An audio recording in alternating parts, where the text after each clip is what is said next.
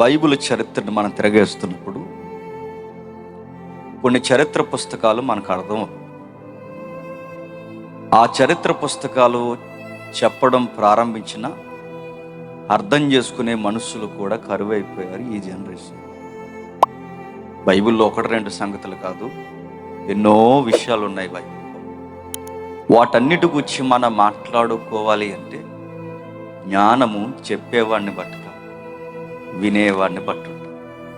నేను PhD candidate అయినా మీకు వినాలన్న తలంపులు ఆసక్తి లేనప్పుడు నేను జ్ఞానాన్ని మీకు బోధించలేను.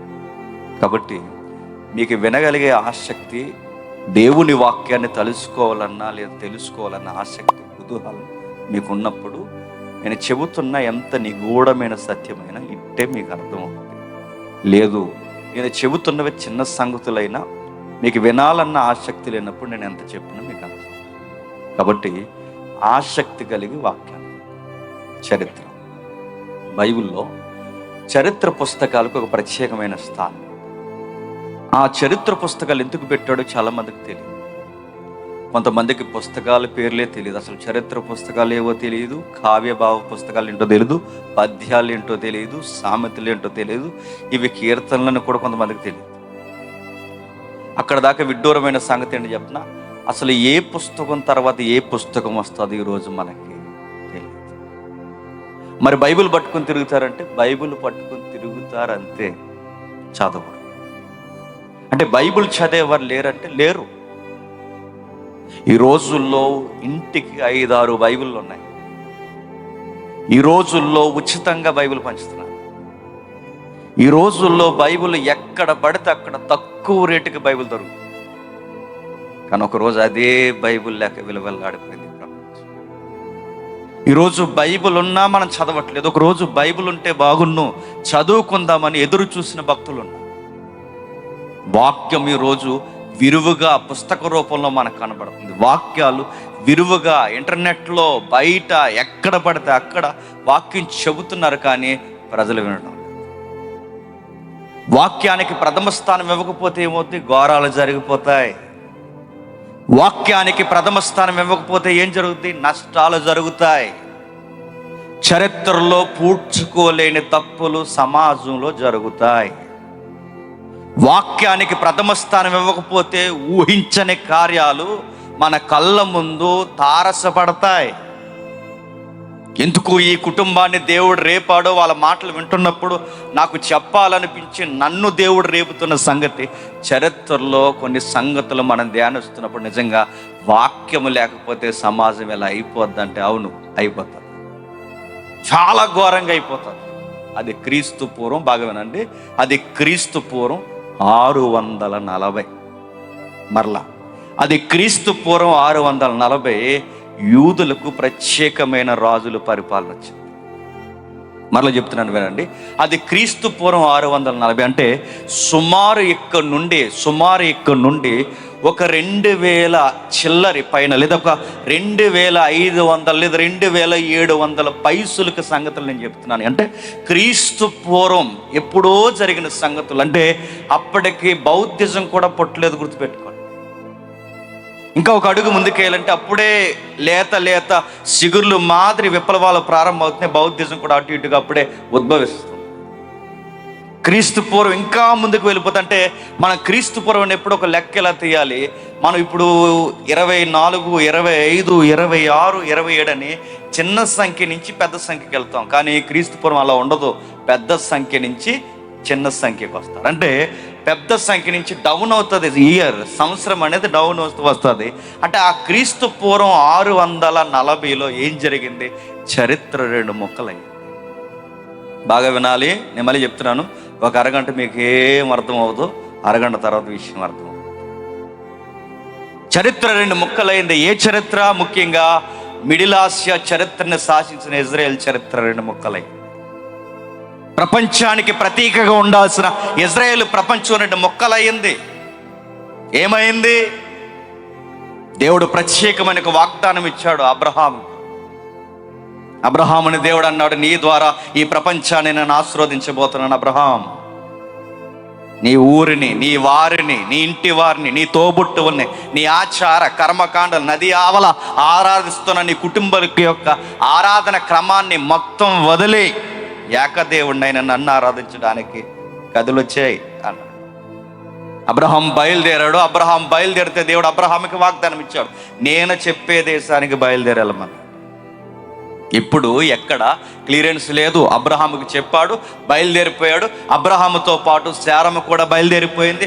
మొత్తం లగేజ్ సర్దారు. అది 4 రోజుల టూర్ కాదు, వారం రోజుల టూర్ కాదు, అది నెల రోజులు కాదు, 1 year కాదు. ఇక మళ్ళీ వస్తారో రారో కూడా ఇంక పక్కోళ్ళు కూడా చెప్పలేదు.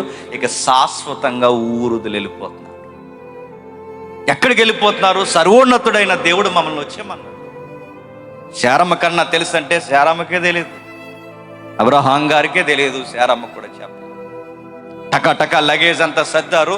ఊరు వాడ ఎవరైనా అడిగితే ఎక్కడికి వెళ్తున్నారంటే విచిత్రమైన ఆన్సర్ చెప్తారు, ఇంకా తెలియదు, వెళ్తున్నాం అంటారు. అదే ఏ ఊరంటే తెలియదు, దేవుడు వచ్చేమన్నాడు వెళ్తున్నాం అంటే. కనీసం ఏ ఊరు వెళ్తున్నారు, ఎప్పుడు వస్తారో తెలియదు. మొత్తం మీద విశ్వాసంతో బయలుదేరిపోయాడు. అబ్రహాముకు మాట ఇచ్చాడు, నీ ద్వారా ఈ ప్రపంచాన్ని ఆశీర్వదిస్తాను. అబ్రహాముకి ఇస్సాకు గరాల కొడుకు, ఇస్సాకుకి యాకోబు, ఆ యాకోబుకి 12 మంది. వినాలి బైబిల్ చరిత్ర. యాకోబుకి 12 మంది కొడుకులు, ఆ 12 మందికి జనాభా విస్తరిస్తే ఆ ఇశ్రాయేలు అనే పేరు ప్రస్తావన జరిగింది. మరలా అంటే అబ్రహాము, ఇస్సాకు గర్భాన ప్రత్యేకింపడిన యాకోబు, ఆ యాకోబు మళ్ళీ సగ జీవితంలో మారితే నీ పేరు యాకోబు అని ఎవరన్నారు? ఈ రోజు నుంచి నీ పేరు ఇశ్రాయేలు అని దేవుడు పేరు మార్చి ఆయనకి ఇశ్రాయేలుని స్థిరపరిస్తే ఆ ఇశ్రాయేలుకి 12 మంది పుట్టారు కనుక ఆ 12 మందికి పిల్లలు పుడితే ఆ 12 మంది పిల్లలు ఇశ్రాయేలీలయ్యారు. ఈ ఇశ్రాయేలీకి దేవుడిని విడుదల ఇచ్చాడు. ఒకరోజు అబ్రహాం గారికి ముందే చెప్పాడు, దేశం కాని దేశంలో, ప్రజ కాని ప్రజలో నీ పిల్లలు సుమారు 400 సంవత్సరాలు ఊడిగం చేస్తారు. ఎందుకు ఊడిగం చేస్తారు? మీ వాళ్ళు కొంచెం తిక్కలేవారం ఎక్కువలే అని చెప్పి వాళ్ళకి కొంచెం లైన్ చేయాలంటే కొన్ని ముట్టికాయలు పడాలి, నా సంకల్పం నెరవేరడానికి కొన్ని విషయాల పరంపర జరగాలి. ఇది నా బిగ్ ప్లాన్. అబ్రహాం తీసుకెళ్ళాడు. 400 సంవత్సరాలు ఐగుప్తిలో బానిసలు అయ్యారు. యోసేపు ఉన్నంతకాలం వాళ్ళ యొక్క ఫ్రీడమ్ వాయిస్ బాగుంది. యోసేపు ఉన్నంతకాలం ఫ్రీడమ్ లైఫ్ చాలా చక్కగా ఉంది.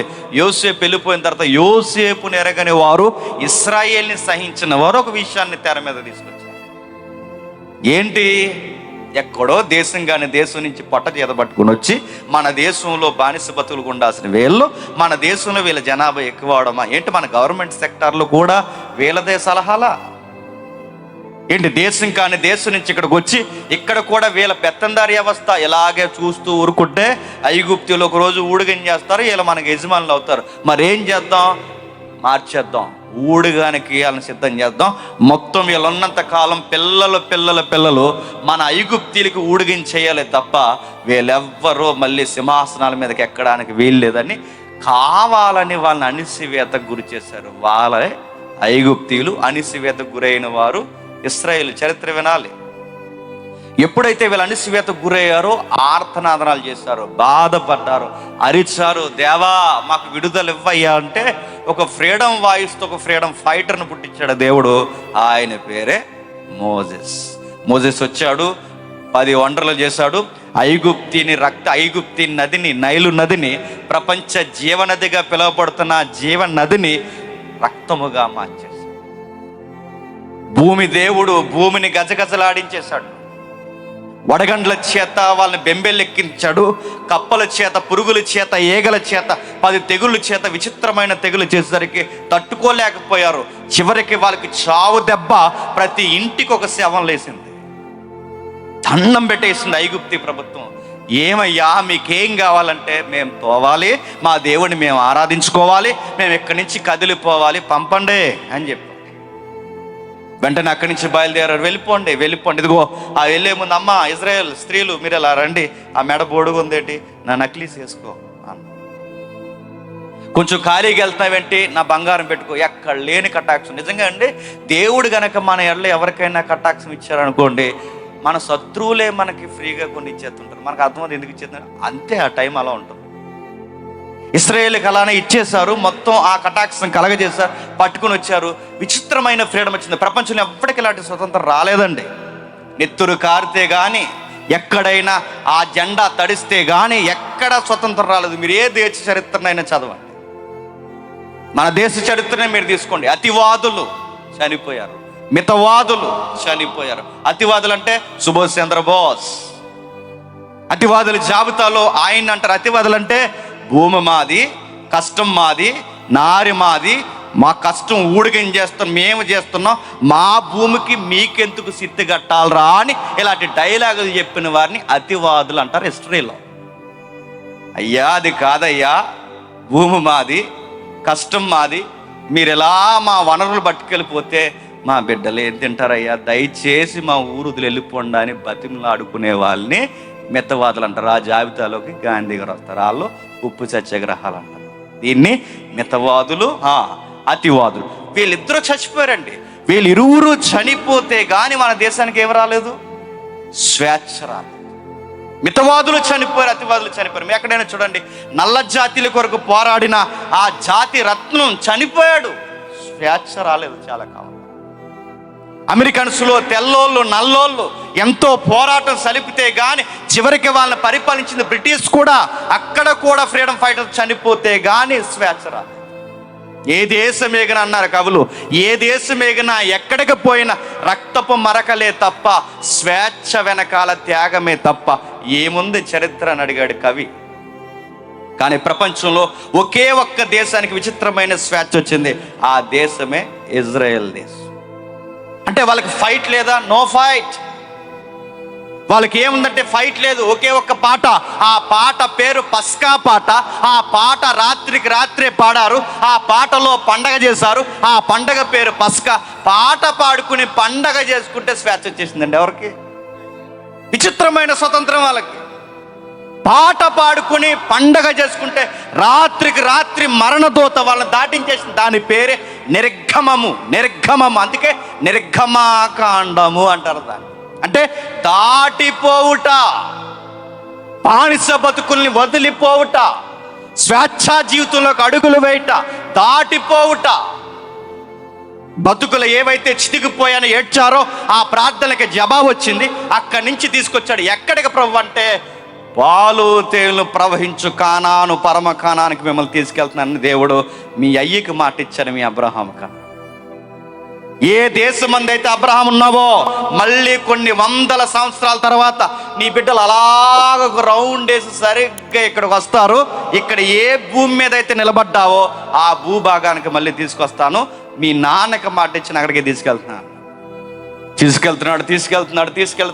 సరిగ్గా తీసుకెళ్తుంటే ఇశ్రాయేలు మనలాంటి వాళ్ళు అన్ని గొంతమ్మ కొరుకులు వచ్చినాయండి. వాళ్ళకి అంత బానిస బతుకు నుంచి ఏం పెట్టేవారు ఐగుప్తిలో? సరైన అన్నం లేదు, సరైన తిండి లేదు, సరైన కూరలు లేవు. ఎంత ఏడ్పించారా వాళ్ళని. తీసుకుని వెళుతుంటే నడిచి అన్నారట, వాళ్ళ కళ్ళ ముందు ఎర్ర సముద్రం పాయలైపోయింది, ఆకాశం నుంచి మన్నా పడుతుంది, విచిత్రాలు జరుగుతున్నాయి. వాళ్ళకి దాహం వేస్తే వాటర్ ట్యాంక్ ఏంటో తెలుసా? బండే వెనకాల తిరుగుతుందట. విచిత్రం అండి, బండ నుంచి నీళ్ళు వస్తాయా? కానీ ఇశ్రాయేలు ఉంటే వస్తాయి. బండ నుంచి నీళ్ళు వచ్చాయి, ఆకాశం నుంచి ఆహారం వచ్చింది. చాలా మంది ఇలాంటి చదివేసి ఈ మధ్య బైబిల్ను తప్పుబట్టే కొంతమంది యూట్యూబ్ స్టూడియోలు ఎక్కువైపోయాయి. వాళ్ళు ఏమంటున్నారు తెలుసా? బైబిల్లో ఆకాశం నుంచి అన్నం పడిందట, బైబిల్లో ఆకాశం నుంచి ఆహారం పడిందట. అలా ఎట్టా అయినా పడుతుందా అంటే ఆకాశం నుంచి ఆహారం పడదంటే ఇలాంటి వంకరోల్ని నేను అడుగుతున్నాను. కరెంట్ న్యూస్ అడుగుతున్నాను, మీరు ఎప్పుడైనా మీరు వార్తలు విన్నారో లేదో? ఇటీవల కాలంలో మీరు వార్తలు 2-3 సంవత్సరాల క్రితం వార్తలు విన్నారో లేదో మళ్ళీ వినండి. అవసరమైతే ఆ యూట్యూబ్ చెల్లిని అడగండి, ఆ గూగుల్ తల్లిని అడగండి. ఇప్పుడు కొత్త అక్క వచ్చింది, ఆ వాట్సాప్లో వస్తుందిగా, ఆ అక్కను కూడా అడగండి, చెబుతారు. ఏం చెప్తుంది? ఆకాశం నుంచి ఆహారం పడుతుంది. ఏం పడిందంటే చేపలు ఆకాశం నుంచి వర్షంగా పడుతున్నాయంటే విన్నారా వార్త?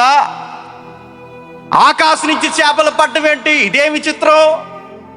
ఆకాశం నుంచి చేపలు పడుతున్నాయి. ఆ మధ్య మీరు చూసారు లేదో, మన నెల్లూరు పరిసర ప్రాంతాల్లో ఇంకా పై ప్రాంతాల్లో ఆకాశం నుంచి చేపలు పడితే BMW కారు వేసుకెళ్ళేవాడు కూడా కారు ఆపేసి కవర్ తీసుకుని చేపలు ఎత్తుకుంటున్నాడు. ఆడి కారు కూడా ఆపేశారు. ఆటో దగ్గర నుంచి ఆడి కారు వరకు ఆపేశారు. ఆకాశం నుంచి చేపలు పట్టవేంటి వింత? సైన్స్ని అడిగారు, మేధావులను అడిగారు.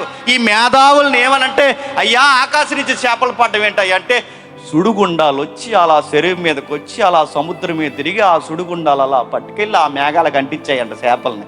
అక్కడి నుంచి చేపలు పడ్డాయంట. కథ బాగా చెబుతారండి. ఆకాశంలో గట్ట సుడిగుండాలు వచ్చి అడుగుతున్నాను, సుడిగుండాలు చేపలు పట్టుకెళ్ళి అక్కడ గురిపించంటే సుడిగుండని చెప్పింది అంటే అడుగుతున్నాను. చెరువులో ఒక చేపలే ఉంటాయండి, కప్పలు ఉంటాయి, నత్తలు ఉంటాయి, గొల్లు ఉంటుంది, గుర్రపు డెప్ప ఉంటుంది, సరిగ్గా క్లీనింగ్ లేకపోతే చెత్త ఉంటుంది. ఈ చెత్తనంతా వరుసమందంటే మీరు ఎవ్వరు రాకండి చేపల్లారా, మీరే రండందా. మీరు వార్తను పరిశీలించండి. చేపలు ఒక్కటే పడ్డాయి, ఒకే జాతి పడ్డాయి. విచిత్రం అండి, ఒకే జాతి చేపలు. నిజంగా సుడిగుండమే వచ్చి పట్టుకెళ్ళిపోతే సుడిగుండం చెత్తను పట్టుకెళ్ళాలి, గుర్రపు డప్పను పట్టుకెళ్ళాలి, కప్పను పట్టుకెళ్ళాలి, పామును పట్టుకెళ్ళాలి, అన్నిటినీ కలిపి చుట్టుకుపోవాలి. కానీ ఒకే రకం జాతి పడ్డది, ఏ చెత్త పడలేదంటే ఇది సంథింగ్ మనకి తెలియదు. అంటే దీన్ని బట్టి మనకేమర్థం అవుతుంది? వినేల ఆకాశంలో కనబడుతున్న ఈ వింతైన ఆకాశంలో ఈ మానవ మేధస్సుకు అందనవి ఇంకా ఉన్నాయి.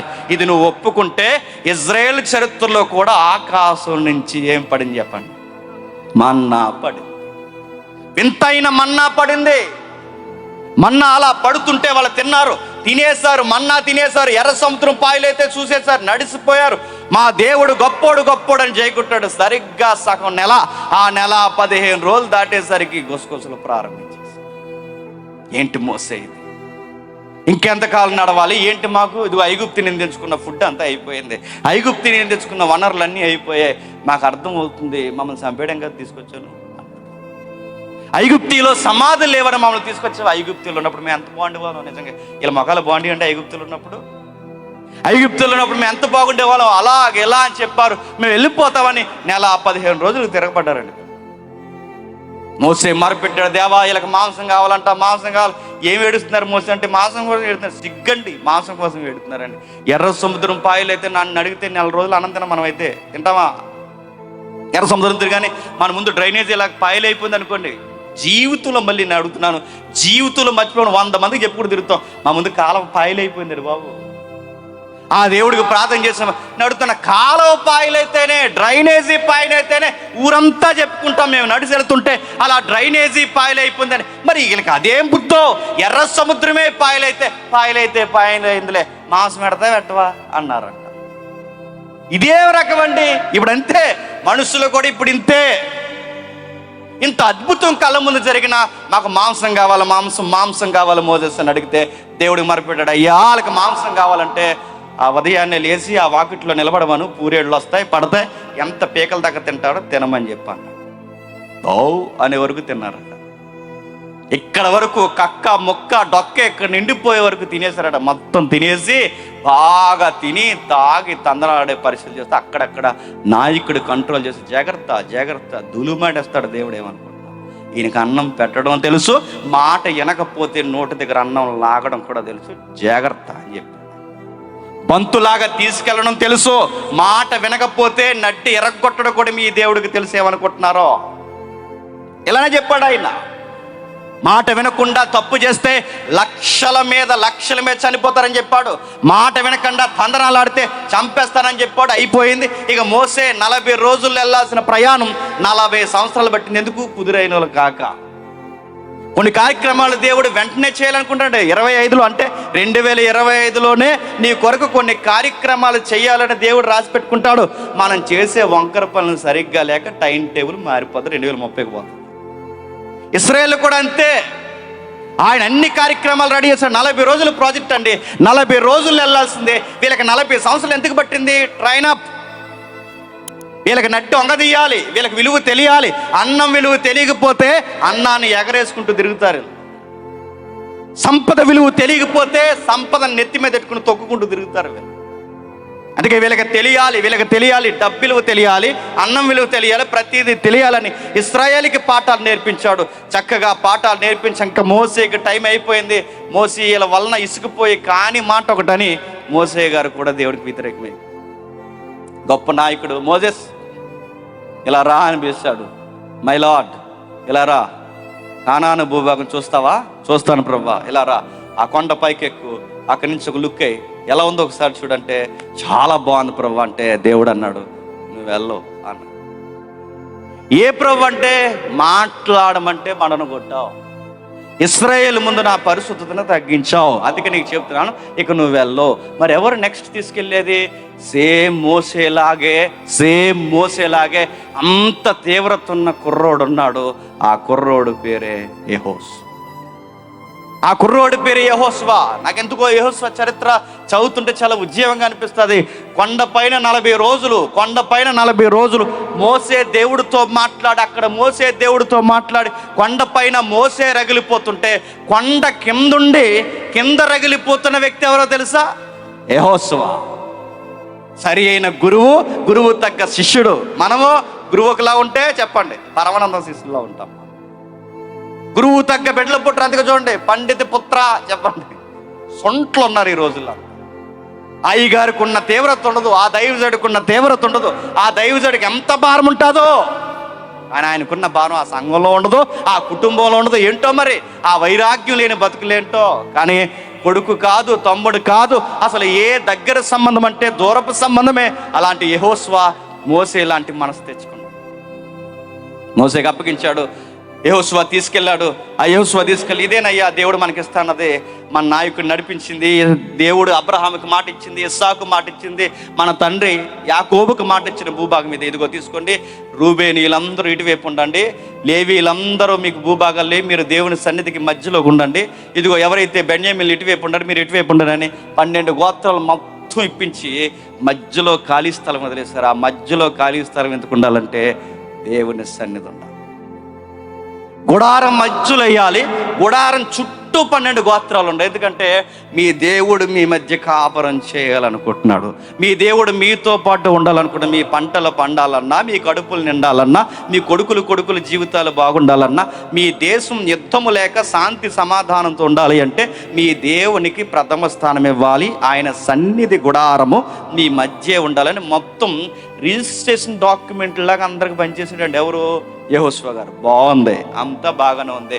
అయితే ఇప్పటి వరకు వీళ్ళు 430 సంవత్సరాలు ఐగుప్తిలో ఉన్నారు. 430 సంవత్సరాలు ఐగుప్తిలో ఉండి ఇప్పుడు ఇక్కడికి వచ్చారు. 430 సంవత్సరాలు ఉన్నప్పుడు ఆ యాస భాష అన్నీ అలవాటు అయిపోయి ఉన్నాయండి. ఎవరికి? ఇశ్రాయేలుకి. అక్కడున్న మొక్కులు ఇప్పటి వరకు వాళ్ళ రాజ్యాంగమే వీళ్ళ రాజ్యాంగం, వాళ్ళ యొక్క కట్టడలే వీళ్ళ కట్టడలు. ఇప్పుడు కొత్త దేశానికి వచ్చారు, వీళ్ళకి రాజ్యాంగం ఉండాలా వద్దా? ఉండాలి. అన్ని రాజ్యాంగాలు ఉంటేనే దొంగ పనులు ఆగుతలేదు ఇక్కడ మనకి. ఏ రాజ్యం లేకపోతే పక్కోడిల్లు అట్టిపోతారు. గవర్నమెంట్ ల్యాండ్లే కబ్జా చేసేస్తున్నారు తెలుసా? హైవే పక్కన ఖాళీగా ఏమైనా సైట్ ఉంటే డబుల్ రిజిస్ట్రేషన్ అంటున్నారు. ఎందుకు? ఆడిష్టం, ఆడు రిజిస్ట్రేషన్ చేసుకుంటాడు వెళ్ళి. మీకు చెప్పొచ్చు లేదు లైవ్లో, ఆ రోడ్ నాది అన్యాయంగా రోడ్డు వేసింది గవర్నమెంట్ అని చెప్పి ఒక స్టే పట్టుకెళ్ళి నేను కోర్టులో వేసాను అనుకోండి, మళ్ళీ ఆ స్టే తేలే వరకు రోడ్లోకి ఎవడతారు. ఇలాంటి జిత్తుమారి నక్కలు ఉన్నాయంటే చట్ట ప్రకారం ఉన్న ల్యాండ్స్నే కబ్జా చేసేస్తున్నారు, చట్ట ప్రకారం ఉన్న భూములనే కబ్జా చేస్తున్నారు. అలాంటిది ఏ చట్టం లేకపోతే ఇలా కొట్టుకు చచ్చిపోరండి వీళ్ళు. అందుకే ఏ గోత్రం ఎక్కడికి ఉండాలో చెప్పాడు. అసలు సివిల్లా నేర్పించాడు ప్రతి ఒక్కరికి. ఇదిగో మీ భూమిది, వాడి నీరు ఇటు రాకూడదు, నీ నీరు అటు వెళ్ళకూడదు, చక్కటి రాజ్యాంగం ఇచ్చి వాళ్ళని స్థిరపరచాడు. ఎలా ఉండాలయ్యా అనే సంస్కృతి అంతా నేర్పించాడు. అప్పటికే 5 కాండాలు సంపూర్తి చేసి ఇదే మీకు ప్రధానమైన రాజ్యాంగం, దీన్ని పోవద్దు, దీన్ని పాటించినంత కాలం బాగుంటారు, ఈ రాజ్యాంగం పాటించకపోతే చిత్తయిపోతుంది. చుట్టూ చూసుకోండి, మిమ్మల్ని మింగేసే జాతులు ఎన్ని ఉన్నాయి ఇశ్రాయేల్ దేశమా. చుట్టూ తీసుకోండి. ఇదిగో ఆ ఫిలిస్తీన్లు కానీ, ఆ మోయాబీలు కానీ, ఆ అమోనీలు కానీ, ఏవైతే ఈ తెగలు ఉన్నాయో ఈ తెగల చుట్టూ చెదరగొట్టబడి ఈ మధ్యలో దేవుడు మీకు ఇచ్చాడు. మీరు దేవుడికి లోబడినంత కాలము వాళ్ళు మీకు వానపాములతో సమానం. మీరు దేవునికి లోబడకపోతే ఈ వానపాములే పైకి లేచి పడగిప్పేసి మిమ్మల్ని బెదిరించేస్తారు. మరి ఎలా లోపడాలి? అందుకే దేవుడు మీకు చట్టం ఇచ్చాడు. ఆ చట్టమే ఆది కాండం నుంచి చెప్పండి ద్వితీయోపదేశ కాండం వరకు 5 కాండాలు మీకు రాజ్యాంగం. దీన్ని మీరు పాటించాలని యెహోషువ ద్వారా ఇశ్రాయేలుకి స్థిరపరిచి బలపరిచి రాజ్యాంగం ఇచ్చాడు. ఇది ప్రతిరోజు యాజకుడు చదవాలి, ప్రతిరోజు ప్రజలు వినాలి. ఈ బైబుల్ని బాగా విని జాగ్రత్తగా బతకాలి. ఇది ఉన్నంత కాలం మీరు బాగుంటారు, ఇది లేదో నాశనమే. పాటించినంత కాలం పాటించారు, కాలం మారింది. యెహోషువ వయసు కూడా అయిపోయింది. యెహోషువ వయసు అయిపోయిన తర్వాత వాళ్ళకి న్యాయం తీర్చాలంటే నాయకులు ఉండాలి కదండి. ఆ టైంలోనే యెహోషువ పుస్తకం తర్వాత మనకి వెంటనే ఎదురయ్యేది జడ్జెస్, న్యాయాధిపతులు ఎందుకు వచ్చారు? ఎందుకంటే ఇప్పుడు ప్రజలకు గొడవ జరిగితే న్యాయం తీర్చాలి ఉండాలి. మోసే ఉన్నంత కాలం తీర్చాడు, యెహోషువ ఉన్నంత కాలం తీర్చాడు. మరి ఇప్పుడు ఎవరొకరు ఉండాలిగా. ఎవరు? న్యాయాధిపతులు వచ్చారు. 24 పైసలకు న్యాయాధిపతులు వచ్చారు. ఈ న్యాయాధిపతులైనా తినంగా ఉన్నారా? ఒకరు బాగున్నారు, ఒకరు బాగోలేదు. ఒకరు మంచిగా ఉన్నారు, ఒకరు మంచిగా లేరు. మొత్తం మీద న్యాయాధిపతుల కాలం సరిగ్గా జరుగుతుందంటే ఆ న్యాయాధిపతుల కాలం కూడా అయిపోయింది. బాగా వినాలి, బైబిల్ అవుట్లైన్స్ మాత్రమే చెప్తుందని వినండి. ఒక విలువైన సమయానికి మనం వెళుతున్నాం. ఆ న్యాయాధిపతుల కాలం అయిపోయింది. ఆ 24 మంది న్యాయాధిపతులు ఏం చేస్తారో మనకు తెలుసు. సరిగ్గా ఆ 24 న్యాయాధిపతుల పరంపరలో ఆ చివరిగా న్యాయాధిపతి అనొచ్చు, మరో పక్కన ఆయన ప్రవక్త అని కూడా అనొచ్చు. ఆయనే సమూయేలు గారు. ఎవరు? సమూయేలు గారు. సమూయేలు గారు తెర మీదకి వచ్చే సమయానికి దేశం ఎలా ఉందండి? ఒక్కొక్కడు బాగా వినండి, ఒక్కొక్కడు తాగి తందనాలు ఆడుతున్నాడట. కుటుంబంలో, సంసారంలో, సమాజంలో, సంఘంలో ఎక్కడ విలువలు లేవు. సంసారాలు పాడు చేసుకున్నారట, సంఘాలు పాడు చేసుకున్నారట, ఎక్కడ విలువలు లేవట. అందుకే ఆ రోజుల్లో రాయబడిన మాట్లాడి తెలుసా, పోకిరీలు ఎక్కువైపోయారట దేశం. ఎవరు? పోకిరీలు. మీకు పోకిరీలు అంటే హీరోలు గుర్తురా కూడా, తెలుగు హీరోలు. పోకిరీలు అంటే ఎవరు చెప్పినా వేస్ట్ ఫలియగాళ్ళు ఎక్కువైపోయారు. ఇంకో ఘాటు ఉండాలని చెప్పినా సన్నాసగాళ్ళు ఎక్కువైపోయారట. ఇంకో ఘాటు అయిన మాట చెప్పినా మూర్ఖులు ఎక్కువైపోయారట. ఇంకా చెప్పనా, ఈ పదం మీకు నచ్చినా నచ్చకపోయినా ఎదవలు ఎక్కువైపోయారు. ఆ పదం ఉంది అక్కడ. ఆ పదం ఏదంటే అల్లరి చేయవారు, పోకిరీలు. వాడిక భాషలో మూలాలు ఈ పదాలు రాసింది. పోకిరీలు ఎక్కువైపోరు. ఈ పోకిరీ ప్రపంచానికి అడ్డుకట్టేయాలి అంటే ఇప్పుడు సరి అయిన న్యాయాధిపతి రావాలి. ఎవరు? తెర మీదకి తలుక్కుమని వచ్చాడు. ఆ తల్లి, చక్కటి తల్లి, లేటుగా బిడ్డ పుడితే అప్పుడు మాట ఇచ్చింది, అయ్యా నాకే కనుక బిడ్డిస్తే ఈ సంసారాల్ని, ఈ సమాజాన్ని, ఈ సంఘాలని అన్నిటినీ బాగు చేసి ఒక మగ బిడ్డనిస్తే వాడిని తెచ్చి నీ మందిరానికి ఇచ్చేస్తానయ్యా, వాడి ద్వారా నువ్వేం చేస్తావో చెయ్యి. అతగాడి పేరే సమూయేలు. కొంతమంది తల్లులకి కావాలని దేవుడు పిల్లలు లేట్ చేస్తాడని. ఎందుకంటే అందరికన్నా మీరు ప్రత్యేకం, గుర్తుపెట్టుకోండి. లేటుగా బిడ్డలు పుడితే ఎవరైనా బాధపడకండి, కలత చెందకండి. ఎందుకంటే చరిత్రలో ఆలస్యమైన ప్రతి తల్లికి వజ్రాల్లాంటి కొడుకులు, కూతుర్లు పుట్టారు. ఒకవేళ ఆలస్యమైన తల్లులు ఎవరుంటే మీరు ఏం బాధపడకండి. మీకు ఎంత ఆలస్యం ఉందంటే ఒక మాట అయితే నేను చెప్పగలను, మీ నుంచి దేవుడు ఏదో మాట ఎదురు చూస్తున్నాడు. ఆ ఒక్క మాట మీరు నిబంధనగా ఒప్పుకుంటే ఆ తర్వాత ఖచ్చితంగా దేవుని వాగ్దానం మీలో నెరవేరుతుంది. కానీ మీరు అది చెప్పరు, నోరిప్పి. అదేదో తెలుసుకోండి, దేవుని అడగండి, దేవా మా నుంచి నీకు ఏ నిబంధన కావాలి, ఏ మాట కావాలని అడగండి. అన్న మాట ఇవ్వడానికి ఆలస్యం చేసింది కనుకే ఆ మెలకువేదో ముందు సంవత్సరం వచ్చుంటే అప్పుడే అన్నాకు ఎవరు పుడుతురండి? సమూయేలు పుడుతుడు. అందుకే ఆవిడ సరైన మెలకు వచ్చింది. నా గొడ్రాలతనం పోవడానికి ఆడపిల్ల కాదు, నా గొడ్రాలతనం పోవడానికి పిల్ల పుడితే చాలం లేదు. నా గొడ్రాలతనం నాకే కాదు, ఈ దేశానికే గొడ్రాలతనం వచ్చింది. ఈ గొడ్రాలతనం పోవాలంటే మగబిడ్డ కావాలన్నాడు. సరిగ్గా పుట్టాడు. వచ్చిన తర్వాత సంస్కరణ ఉద్యమాలు ప్రారంభించాడు. సమూయేలు అడిగేశాడు, పెద్దలను కూర్చోబెట్టి కడిగేశాడు, ఊరు వాడిని కూర్చోబెట్టి కడిగేశాడు. ఎక్కడికక్కడే ప్రజలు కూర్చోబెట్టి తప్పు, ధర్మశాస్త్రం ప్రకారం ఇలా జరగకూడదు, నువ్వు రాజు అయితే నువ్వు రాజువైనా నువ్వు మారాల్సిందే అని చెప్పాడు. రాజుకైనా, అధిపతికైనా, ఎవరికైనా ఒకే దేవుని శాస్త్రాన్ని, ఆ పుస్తకాలు ఏవైతే ఉన్నావో ఆ 5 గ్రంథాల నుంచి లేదా ధర్మశాస్త్రం నుంచి తీసి ఇది ఇలా ఉంది, ఇది ఖచ్చితంగా పాటించాలని రాజులను, సామంతులను, సామాన్యులను అందరినీ శాసించాడు సమూయేలు. సమూయేలు ఉన్నంత కాలం చాలా బాగుంది దేశం. సమూయేలు టైంలో సరిగ్గా అదే టైంలో సమూయేలుకి వయసు అవుతుంది. ఆ టైంలో సమూయేలు గారికి వయసు అవుతుంది. మళ్ళీ నాయకులు కావాలి. ఎవరు నాయకులు అంటే ఆ 2 కొడుకుల్ని తెర మీద తీసుకొచ్చారు. సమూయేలు కొడుకులు ఎంత సమయం చెప్పని చూసారా? పండిత గర్భ అన్న చెప్పండి, సుంటలు పుట్టారండి వాళ్ళకి. ఆ 2 పుట్టారు. 2 పుట్టి ఏం చేశారు? ఆ 2 న్యాయాధిపతులు అంటే ఇప్పటివరకు సమూయేలు న్యాయాధిపతి, ఇప్పుడు సమూయేలు న్యాయాధిపతిగా పోతే ఇప్పుడు 2 కొడుకులు న్యాయాధిపతులకు వచ్చారు. ఏం చేశారు? లంచాలకి మరిగి, ఆ అడ్డగోలుతనానికి సంపాదనకు మరిగి న్యాయము తిప్పివేశారని ఉంది బైబిల్లో. అడ్డగోలు సంపాదన అంటే ఇంక అడ్డు అదుపు లేదు. ఎందుకంటే వీళ్ళు చెప్పిందే తీర్పు, వీళ్ళు మాట్లాడిందే తీర్పు. మోతుబరులు అయిపోయారు ఊరికి, దేశానికి. ఎవడన్నా ఎక్కి మాట్లాడితే ఎవర్రా, ఏ గోత్రంలో ఉంటాడు అని అడిగేవాడు. వాళ్ళు ఏదన్నా చేయడానికి రెడీ అయిపోయారు. వాళ్ళ వలన దేశం విసిగిపోయింది. ఎంత బాగుండేది, ఎంత చరిత్ర ఉండేది. వీళ్ళ నాన్న ఉన్నప్పుడు దేశం ఎంత బాగుండేది. ఈ పనికి మాలను వచ్చిన తర్వాత మన దేశం ఎంత దిగజారిపోయింది. వీళ్ళని దించలేం, ఏమీ అనలేం. వీళ్ళ నాన్న ఉండగానే మనం ఏదో ఒక నిర్ణయానికి వచ్చాం. ఎందుకంటే ఆ పెద్ద ఆయన కూడా ఇంక వెళ్ళిపోయాడంటే ఇంక వీళ్ళ మన మాట వినరు, మనం ఏమీ చేయలేం. మన పిల్లలు నలిగిపోవాలి. ఆ పెద్ద ఆయన కన్ను మూవికి ముందు ఏదో చేయాలని మొత్తం ఇశ్రాయేల్ అంతా పోగే వచ్చి అన్నారు, అయ్యా మీకు విషయం చెప్పాలి, మాకు రాజు కావాలి. ఏమన్నారు? మాకు రాజు కావాలి. రాజు కావాలి ఎందుకని అడుగుతున్నాను. ఇశ్రాయేలుకి రాజు ఎందుకు కావాలన్నారు? చాలా మంది మనం అక్కడి వరకు చదివి ఆపేస్తాం. ఇశ్రాయేలుకి రాజు కావాలని అన్నారు. చాలా మంది ఇశ్రాయేలుకి తప్పట, ఓకే వాళ్ళు తప్పే. ఇశ్రాయేలుకి రాజు కావాలని ఎందుకని చెప్పిన, సమూయేలు ఫ్యామిలీ అన్ఫిట్ అయ్యింది కనుకే కావాలన్నారు. సమూయేలు కుటుంబమే తినంగా ఉంటే, సమూయేలు లాగే ఉంటే ఇశ్రాయేలు నోట ఏ మాట రాదు చెప్పండి? రాజు కావాలని రాదంటే సమూయేలు కొడుకులు సమూయేలులా లేరు కనుకే రాజు కావాలని అడిగారు. అప్పుడు సమూయేలు బాధపడుతున్నాడు. దేవుడు అన్నాడు, నువ్వెందుకు సమూయేలు బాధపడతావు? బాధపడాల్సినది నేను. దేవుడు మౌనంగా ఉన్నాడు అక్కడ. బాధపడాల్సింది నేను. ఆ మాటకు అర్థం ఏంటి చెప్పినా, నేను బాధపడాలి, నువ్వు కదా. ఎందుకంటే నీ కొడుకులే తిన్నంగా ఉండుంటే వాళ్ళ నోట అది రాదు. ఇప్పుడు నేనేమనను, నేనేం ఎత్తను. ఒక విషయం అయితే చెప్పు, రాజుల పరిపాలన వాళ్ళకి మంచిది కాదని చెప్పు. వాళ్ళకి రాజుల పరిపాలన మంచిది కాదని చెప్తే వివరించాడు సమూయేలు. అలా ఉంటే ఎలా ఉంటుంది, ఎలా ఉంటే ఎలా ఉంటుంది. మనలో మనకి నాయకుడు అయితే మనతో మన పిల్లలను ఊడిగం చేస్తారు, గుర్రాల మీద పరిగెట్టిస్తారు, వాళ్ళు తిన్న పాత్రలు ఎత్తిస్తారు. మన పిల్లలకు ఊడిగం బతుకులు వస్తాయి, మళ్ళీ ఐగుప్తి లాంటి ఛాయలు వచ్చేస్తాయి.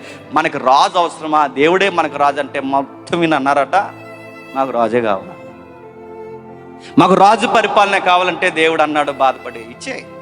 వాళ్ళు అడిగింది ఇచ్చే. ఆ ఇశ్రాయేలుకి మొట్టమొదటి, బాగా వినాలి, ఆ ఇశ్రాయేలుకి మొట్టమొదటి రాజే సౌలు అయ్యాడు. ఇశ్రాయేలుకి మొట్టమొదటి రాజు ఎప్పుడైతే సౌలు అయ్యాడో, సౌలు 40 సంవత్సరాలు బాగుంటాడు, 40 సంవత్సరాలు చక్కగా పరిపాలించాడో. మొత్తం మీద కొన్ని ఒడిదుడుకులు ఉన్నాయి. ఆయన సంవత్సరంలో లేదా 40 సంవత్సరాలు అయితే దేశం చీలికలు రాలేదు. తర్వాత రాజు ఎవరు వచ్చారు? దావీదు గారు వచ్చారు. ఎందుకంటే ప్రజల మన్నన పొందిన నాయకుడు, చక్కటి ఫాలోయింగ్ ఉంది. ఆయన అలా ఈదులోకి వస్తే ఆయన మీద ఒక కేకేస్తారు. ఆ కేకే 10,000 అంటారు. ఎంత? దావీదికి 10,000. దావీదికి 10,000. 10,000 ఏంటంటే కోటి అంటే బాగుంది కదా అనుకోకండి. ఎప్పుడు బైబిల్ చదివి ఆ రోజుల్లో ఇబ్రూలో కోటి అనే నెంబర్ తక్కువ, గుర్తుపెట్టుకోండి. ఇబ్రూ శబ్దాలు ముఖ్యంగా పాత నిబంధన కాలానికి వెళ్తే 10,000 సంఖ్య కోటితో సమానం. ఆ రోజుల్లో అంత కాస్ట్ అంటే అదే హై ఫిగర్. ఆ రోజుల్లో తర్వాత సంఖ్యలు పెరిగాయి, కానీ లక్షలు వచ్చాయి, తర్వాత కోట్లు వచ్చాయి. ఆ రోజులు అదే ఫిగర్, అంటే కోటి సంఖ్య. అందుకే దావీదికి 10,000, సౌలుకి 1000. ప్రజల మన్ననతో రాజు అయినవాడు, దేవుడు ఇష్టపడి కోరుకున్న రాజు, ఆయన రాజు అయిపోయాడు. ఆయన ఉన్నంతకాలం బాగానే ఉంది. ఆయన జీవితంలో కొన్ని ఒడిదుడుకులు, కొన్ని రకరకాలు ఉన్నాయి. మొత్తం మీద ఆయన ఉన్నా కానీ దేశం మొక్కలవ్వలేదు. తర్వాత జ్ఞానం వచ్చాడు. ఎవరు? సొలొమోను గారు వచ్చారు. ఆయన ఉన్నప్పుడు బాగుంది, చక్కటి సామెతలు చెప్పాడు, కుర్రోళ్ళని జాగ్రత్తగా అబ్బాయిలు అని చెప్పాడు, ఆడపిల్లమ్మ సంసారం ఇలా చెప్పాడు, ఎన్ని చెప్పాడో, పాటలు చెప్పాడు, అన్నీ చెప్పాడు. అన్నీ చెప్పి ఒక శుభ్రంగా ఒక 1000 మందిని చేసుకున్నాడు. మొత్తం మీద ఆయన ఏం చేశాడంటే వాళ్ళని మారుద్దాం అనుకున్నాడు. మరి ఏమనుకున్నాడు? వాళ్ళని మార్చడం కాదు, ఆయన్నే మార్చేశారు. చాలామంది కుర్రమ్మకు మాట నాలే. ఈ మధ్య లింగుమని ఈ లవ్ ఒకటి ఎక్కువైపోయిందండి. ఈ లవ్ ఒకటి చేసి వీళ్ళు ఏం చేస్తారు చెప్పిన, నేను మార్చేస్తాను. ఏంటి నీ బొందను మార్చేసేది? సొలొమోనే మార్చలేకపోయాడు. నేను మార్చేస్తానంటే నువ్వు నిన్ను మార్చేస్తారు ఏమనుకుంటున్నావు? నేను మార్చేస్తానండి, ఆ అమ్మాయిని ఎలాగైనా నేను మార్చేస్తాను. మన దగ్గరకు వచ్చిన తర్వాత చచ్చికొచ్చి కొత్త పాటలు పాడు, నీ బొంద పాడతావు. ముందు మారుతాను, వస్తాను, ఉంటాను అంటుంది. తర్వాత నేను రాను అంటా. పట్టుకెళ్ళి కోట్లు వేస్తావు కేసు. చర్చికి రానుంటుంది ఆ జడ్జి గారు, మా ఆవిడ అని అడిగితే జడ్జి గారు, అమ్మ చర్చికి వెళ్ళాలి కదమ్మా అంటారు అనుకుంటున్నావా? ఎరగేసి ఆవిడకి చేస్తే మళ్ళీ నిన్ను లోనట్టు వేస్తారు ఏమనుకుంటున్నావు? ఆవిడ మారుతావా అని అడుగుతున్నాను. అసాధ్యం. దేవుడికి తెలియదు అనుకుంటున్నారా? విశ్వాసనే జత కట్టాలి. గాడిదకి గుర్రానికి జత కుదరదు, విశ్వాసకి పొంతన కుదరదు, వెలుగుకి చీకటికి సంబంధం లేదు, బయలుకి ప్రభువుకి అస్సలు పొంతన కుదరదు. దేవా నన్ను నేను మార్చేస్తాను ప్రభు అంటే నువ్వే మార్చేస్తావు. చాలామంది ఆడపిల్లలు మన క్రైస్తవ ఆడపిల్లకి బుద్ధి రావాలని ఈ మాట అంటున్నాను, మళ్ళీ గుర్తుపెట్టుకోండి. చాలామంది ఆడపిల్లలు కూడా ఈ బయట అవిశ్వాసులను ప్రేమిస్తున్నారు. బుద్ధి లేదండి పైపచ్చికి. తప్పమ్మా, అలా కాదమ్మా, దేవుని పిల్లలు కాదు, చర్చికి వెళ్ళరు, ఎందుకు నువ్వు అలాంటి వాళ్ళని ప్రేమించావంటే, నా ప్రగాఢమైన ప్రేమకు మీరుగా నడ్డొచ్చారంటే అందరు ఏం చేస్తారు? కేసు పెడతాం మా మీద. ఏం చేస్తారు? నా ప్రగాఢమైన ప్రేమ కట్టొస్తుంటే రేపు పొద్దున్న పూరీలు వేసుకుని ఇద్దరు సెంటర్లో రెడీగా ఉండండి. దేనికి పనికొస్తారా? గాలివాడు దేనికి పనికొస్తాడు అనుకుంటున్నావు? ఎర్రగా బుర్రగా చక్కగా ఆ బైక్ వేసుకుని డొక్కు బండి వేసుకుని డుక్కు డుక్కుడుగా తిరుగుతాడని నచ్చేసాడు అనుకుంటున్నావా? నువ్వు క్రైస్తవ బిడ్డవే. నువ్వు బయట దానివైతే దేవుడు అడగాల్సిన అవసరం లేదు. నువ్వు బయట అయితే దేవుడు అడగాల్సిన అవసరం లేదు. మీరు దేవుని బిడ్డలు. జాగ్రత్త, జాగ్రత్త. చాలామంది పాస్టర్ గారి దగ్గరకు వచ్చి ప్రార్థన చేయమంటారు, అయ్యా ఇదిగో దేవుడు, నేను ఆల్రెడీ ఒకరిని ప్రేమించాను, దేవుని చిత్తం ఏంటో నాకు చెప్పండి అంటే, నువ్వు ఆల్రెడీ ప్రేమించచ్చు, ఇంక దేవుని చిత్తం ఏముంది? పాస్టర్ గారికి ఏం చేస్తారు ఇంకా ప్రార్థన? దేవుని చిత్తం అంటే ఏంటో చెప్పనా? నీకు అడ్రస్ కూడా తెలియకూడదు. దేవుని చిత్తం అంటే ఏంటో చెప్పనా? అసలు నువ్వు వాళ్ళని అప్రోచ్ అవుతున్నావని కూడా తెలియకూడదు. దేవుని చిత్తం అంటే ఏంటో తెలుసా? అసలు నువ్వు ఏ క్వశ్చన్ నువ్వు ట్రై చేయకూడదు. దేవుని చిత్తం అంటే పూర్తిగా దేవునికి వదిలేసి, ఇది దేవుని చిత్తమో కాదో నాకు తెలియచేయండి అని అడగడం. నువ్వు ఆల్రెడీ సెలెక్షన్ చేసేసి, ఆల్రెడీ నెంబర్ తీసేసుకుని, నువ్వు స్టార్టింగ్లో చెదారం అంతా చేసి, ఇప్పుడు పాస్టర్ గారి దగ్గర మొత్తం 3 సంవత్సరాలు తిరిగి వచ్చి అన్నాడట, దేవుని చిత్తమో కాదో చెప్పండి. దేవుని చిత్తం కదరా అయ్యా, నీ చిత్తం అది. నీ చిత్తం సొలొమోను కాలానికి ఇలా అయ్యింది. 1000 మంది ఏం చేశారు? అక్కడ చదువుతుంటే మనకు అర్థమవుద్ది. ఆ చదువుతున్న విషయం మనకు అర్థమవుతుంటుంది. సొలొమోను హృదయమును త్రిప్పివేసిరి. సొలొమోను హృదయం అంటే, సొలొమోను అప్పటి వరకు చాలా మందిని దేవుని వైపు తిప్పాడు, దేవుని వైపుకి. ఎక్కడో ఆ రాణి మనసు కూడా దేవుని వైపుకి తిప్పాడు. రాజుల మనసులు, అధిపతుల మనసులు, అందరి మనసులు దేవుని వైపు తిప్పాడు. గొప్ప కట్టడ కట్టించి ఇలా అన్నాడు, దేవా నీ మందిరం చుట్టూ తిరిగి, ఈ దేశ నలుమూల నుంచి ఎవడు నీ మందిరం వైపు తిరిగి ప్రార్థన చేసినా ఆడు నీ గొప్ప మహిమను చూడాలని ఆ ప్రార్థన చేసి కట్టడాలు కట్టి అనేకులకు ఉద్యోగం తెచ్చిన ఈయన, అనేకులను త్రిప్పిన ఈయనని తిప్పేశారు. వయసు అయిపోయిన తర్వాత అంతే. ఆయనకి తొంట్రోలు పుట్టారు. 1000 మంది కదండి, మరి తొంట్రోలు పుట్టారు. ఆ తొంట్రో కొడుకులు పుట్టారు సొలొమోను గారికి. ఈ కొడుకులు పుట్టి ఏం చేశారు చెప్పనా? మా నాన్నకి వయసు అయిపోతుందని రాజకీయం మొదలెట్టారు. వినాలి, నేను సంఖ్య మర్చిపోకండి. మనం ఏ కాలానికి రావాలి? 600 చెప్పండి 40. ఇప్పుడు వస్తున్నాం దగ్గరలోకి. ఈ సొలొమోను కాలం తర్వాత ఈ 640 కాలం దగ్గర పడుతుంది. ఇంకా ఈ దగ్గర పడుతున్నప్పుడు సొలొమోను కాలానికి కొడుకులు దేశాన్ని ముక్కలు చేస్తారు. ఏం చేస్తారు? మీరు ఇంటికి చదవండి. నన్ను అడిగితే ఈ తరం రాజకీయాలకి ఏం తీసుకోవండి. అలాంటి రాజకీయాలు సొలొమోను కొడుకులు చేస్తారు. నాన్న ఉండగా మా నాన్న ఎప్పుడు పోతాడా అని నాన్న మనసు తెలుసుకుందామని కూడా తిరిగివాడు ఒకడు. నానుండగానే ఆ నాన్నకి ఎదురుగా అయ్యోపు ఒక కుర్చీ చేసుకుని సింహాసనం, ఈ బాడీ గార్డులు అందరిని పెట్టుకుని వాళ్ళందరూ చూసుకుని, బాడీ గార్డ్స్ ఉంటారు అనమాట, కూడా తిరుగుతుంటే అయ్యగారు వస్తున్నప్పుడు లేస్తుంటారు, అయ్యగారు వచ్చినప్పుడు కూర్చుంటారు, అయ్యగారు వచ్చి రకరకాల అయ్యగారే అనగానే అయ్యగారు ఎలా చూస్తారు, అయ్యగారు తిరిగితే జనాలు పిచ్చులు కదండి. బాడీ గార్డులు ఎక్కువ ఉంటే ఆడు గొప్పడు అనుకుంటాం మనం. ఆ బాడీ గార్డులు చూసి ఇది గొప్పడు అనుకుని, ఇలా రండి, ఎక్కడ పోతున్నారు? మా నాన్నగారి దగ్గరికి పోతున్నారు, తగువ, ఇలా రండి, ఆయనకు వయసు అయిపోయింది, ఆయన చెప్తాడు, తీర్పులు నేను చెప్తాను రండి అని తీర్పు చెప్పట. అక్కడ విచిత్రమైన పదం ఉంటుందండి. హక్ చేసుకుని ముద్దు పెట్టి, మీ కుటుంబం బాగుండగాక క్షేమముగా వెళ్ళిపోండి అన్నారు. అప్పుడు ఈ తెంగరోళ్ళు అందరూ అన్నారట, మా రాజు కొడుకు మాకు ముద్దెట్టేశాడు, మా రాజు కొడుకు మమ్మల్ని హక్ చేసుకున్నాడు, రేపు పొద్దున మాకు రాజు కావాలంటే ఈ బిడ్డే కావాలి అన్నారట. ముద్దెడితే ఓట్లే వేస్తారు తెలుసా? హక్కిస్తే ఓట్లే వేస్తారు తెలుసా? మన ఇంటికి వచ్చి బజ్జీలు తింటే ఓట్లే వేస్తారు తెలుసా? మజ్జిగ తాగితే ఓట్లే వేస్తారు. అంటే మా నాయకుడు మా ఇంటికి వచ్చి మా డోర్ కొట్టి మేము గ్లాసులో నీళ్ళు ఎత్తే తాగే చాలంటే వేస్తాం ఓటంతే.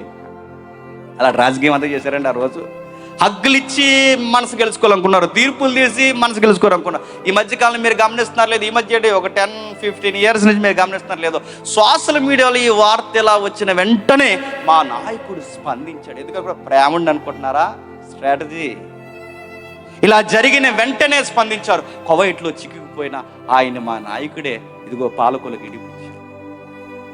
ఇవన్నీ స్ట్రాటజీ అండి. ఇలాంటి ఎత్తుగళ్ళన్నీ అక్కడ జరిగాయి. అలా మొత్తం మీద ఆడొకడు ఈడొకడు కలిసి దేశాన్ని 2 ముక్కలు చేసి, ఆ సవతి కొడుకులు ఉన్న భార్య కొడుకులు మొత్తం మీద కలిసి దేశాన్ని 2 ముక్కలు చేసి ఇజ్రాయేల్ దేశాన్ని 2 భాగాలు చేశారు. ఆ 2 భాగాలే ఉత్తర భూభాగము, దక్షిణ భూభాగం. ఉత్తర భూభాగం, దక్షిణ భూభాగం. ఉత్తర భూభాగానికి రాజధాని షోమ్రోను, దక్షిణ భూభాగానికి రాజధాని జెరూసలేం. మరలా ఉత్తర భూభాగానికి రాజధాని సోమ్రోను పట్టణం, అదే సమరయ అంటాంగా, ఆ సోమ్రోను పట్టణం. ఆ సోమ్రోను ఉత్తర భూభాగానికి, అంటే ఉత్తర భూభాగం ఎక్కడి నుంచి ఉంటుంది? ఎక్కడైతే మనకు యోర్దాన్ ఉందో యోర్దాన్ దగ్గర నుంచి లెబనోను పర్వతాలు, అంటే మనకి హిమాలయాలు ఉత్తర భూభాగాన్ని ఎలా ఉన్నాయో ఆ పైన హిమాలయాల్లో ఆ లెబనోను పర్వతాలు ఉంటాయి. అక్కడ వరకు ఉత్తర భూభాగం. ఆ మధ్య ఏదైతే ఆ యోర్దాన్ నది ఉందో మధ్య ప్రాంతం, అక్కడ నుండి ఆ కింద నుండి మృత సముద్రం కింద ఉంటుందిగా, డెడ్ సీ, ఆ మృత సముద్రం. ఆ ప్రభువు చేసిన పరిచర్లో మనకు కనబడుతుంది. మృత సముద్రం కిందన ఆ బేర్షెబా అబ్రహాం గారు తిరిగిన ప్రాంతం ఉంటుంది.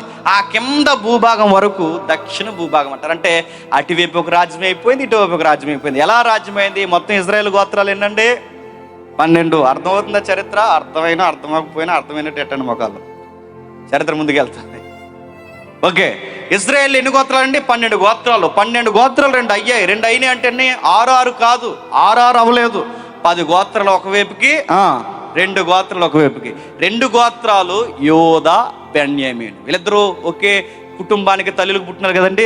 వీళ్ళిద్దరూ ఒకే దిక్కును పుట్టినవారు కనుక యోదా, బెన్యామీను వీళ్ళిద్దరూ ఒకవైపుకి జాతి అయిపోయారు. ఈ యోదా, బెన్యామీన్నే యూదులు అంటారు. ఈ 10 గోత్రాలు చూస్తారు రూబేన్ దగ్గర నుంచి. ఈ 10 గోత్రాల వారిని ఇశ్రాయేల్ అంటారు. అంటే ఇప్పుడు ఇశ్రాయేల్ ప్రాంతం వేరు. అంటే వాగ్దాన భూభాగం ఎన్ని ముక్కలైందండి? 2 ముక్కలైంది. ఇలాంటి టైంలో రాజకీయం ఎక్కువైపోయి, పొగరు ఎక్కువైపోయి, కళ్ళు నెత్తికెక్కి ధర్మశాస్త్రం చదవడం మానేశారు. ఎప్పుడైతే వాక్యం కరువైపోయిందో, ఎప్పుడైతే ధర్మశాస్త్రాన్ని పక్కన పెట్టారో, పెత్తందారి వ్యవస్థకి ఎప్పుడైతే పీటేశారో, నాయకత్వం కొరకు ఎప్పుడైతే పాకులాడుతున్నారో, దేవుడి నాయకత్వాన్ని గాలి కుదిరేశారు. బైబిల్ అంటే ధర్మశాస్త్రం చదవడం మానేశారు. ఎప్పుడైతే ధర్మశాస్త్రం చదవడం మానేశారో, మీరు బాగా వినండి, చరిత్రలో వాక్యము విరువుగా, చరిత్రలో వాక్యము సరిగ్గా ఎప్పుడైతే అందదో అప్పుడే సమాజంలో వికృత చర్యలు జరుగుతాయి. చరిత్రలో దేవునికి పెద్దపీట వేయకపోతే ఆ జరుగుతున్న చరిత్ర చాలా రక్తపు రంగును అంటించుకుంటుంది ఈ చరిత్ర. అదే జరిగింది 640 వచ్చేసరికి. 640 వచ్చేసరికి ఏమైంది? ప్రజలు పెట్టలేకపోయారు. ప్రజలు కొన్ని విషయాలు చెప్పలేం, జంతువులతో మనుషులు కూడా సైనించే పనులు చేయడం మొదలైంది. ఇంకా కొన్ని విషయాలు చెప్పలేం. ఇక శిశుహత్యలు ఎక్కువైపోయి, అంటే పుట్టిన పసికందులను తీసుకొచ్చి ఆ బిడ్డల్ని ఇలా చేతిలో పట్టుకెళ్ళి దేవతకి తల్లిదండ్రులే వధించేసేవారు. ఎందుకు? మా పంటలు బాగా పండాలి, మా కడుపులో బాగా నిండాలి, మా దేశానికి, మా రాష్ట్రానికి సుఖశాంతులు రావాలని నరహత్యలు, ముఖ్యంగా శిశుహత్యలు ఎక్కువైపోయాయి. కొన్ని విషయాలు ఇంకా శృంగారంలో పెట్టలేకపోయారు. పురుషులతో పురుషులు, స్త్రీతో స్త్రీలు, ఇన్ని జరుగుతున్నాయి. ఇవన్నీ ఎవరి పేరు మీద జరుగుతున్నాయి అంటే విడ్డూరము, విచిత్రము, ఆశ్చర్యకరమైన మాట దేవుడి పేరు మీదే జరుగుతుంది. ఏ దేవుడు? యెహోవా దేవుడు కాదు. మరి ఏ దేవుడు? కొన్ని దేవుళ్ళు వచ్చారు 6వ శతాబ్దానికి, అంటే 5 శీలుక 6వ శతాబ్దానికి వచ్చేసరికి కొన్ని విచిత్రమైన దేవుళ్ళు వచ్చారు. అందులో ఒక దేవుడి పేరు మనకు బాగా సుపరిచితం, బయలు దేవుడు. బయలు దేవుడు తెర మీదకి వచ్చాడు. బయలంటే ఎబ్రూ శబ్దంలో, పాత నిబంధన భాషలో బయలంటే లార్డ్ అని అర్థం. లార్డ్ అంటే ప్రభువు, దేవుళ్లకు దేవుడు, దేవుళ్ళ దేవుడు, దేవుళ్ళ తండ్రి, అంటే దేవుళ్ళకే దేవుడు. అందుకే ఆయన పేరే బయలు. ఆ బయలంటేనే ప్రభు, అంటే దేవుళ్ళో ప్రభు. బయలొచ్చాడు. బయలొచ్చి ఏం చేస్తాడు? ఆ బయలు బొమ్మను ముందెట్టుకుని ఆ బయలును ఆరాధించడం మొదలుపెట్టారు. బయలు ఆరాధన అంటే బగబగా మండుతున్న సూర్యుడు రూపమే. చెప్పండి, బయలు ఆరాధన. నేను రిస్క్తో ఒక స్టేట్మెంట్ ఇస్తున్నాను, నాకు ఏమైనా పర్లేదు, మీరు వినండి. నేను రిస్క్తో ఒక స్టేట్మెంట్ ఇస్తున్నాను. బయలు ఆరాధన ఇప్పటికీ జరుగుతుందంటే ఎస్, ఎప్పటికే జరుగుతుంది. బయలు ఆరాధన గుర్తులు ఏంటంటే యోగా. మళ్ళీ చెప్తున్నాను, యోగా.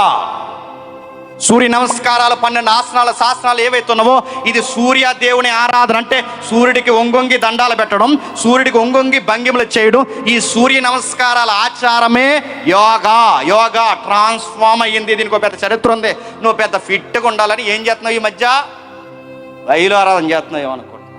నీకు తిండి ఎక్కువైతే, కొవ్వు ఎక్కువైతే 5 కిలోమీటర్లు పరిగెట్టు, కరుగుతావు. నీకు అవసరం ఎక్కువైతే తిండి తగ్గించు. రేపు నుంచి భవిష్యత్తులో రైస్ దొరకదన్నట్టు తినకు, తగ్గించు, సన్నంగా అవుతావు. అంతేగాని సన్నంగా అవడానికి ఏం చేస్తావంటే నేను యోగా చేస్తున్నాను, శ్వాస మీద ధ్యాస అంటే శ్వాస ఆపేస్తాడేమనుకో. ఇది బయటోడి సంగతి, బయటోది. ఇది బయలారాధన. ఒంగొంగి దండాలు ఎప్పుడైనా మీరు గమనించట్లేదు? ఒంగొంగి దండాలు పెట్టడం బయలారాధన. ఇది ఎవరు ఒప్పుకున్నా ఒప్పుకోకపోయినా దీనికి బిబిలికల్ వ్యూ ఉంది, హిస్టారికల్ వ్యూ ఉంది.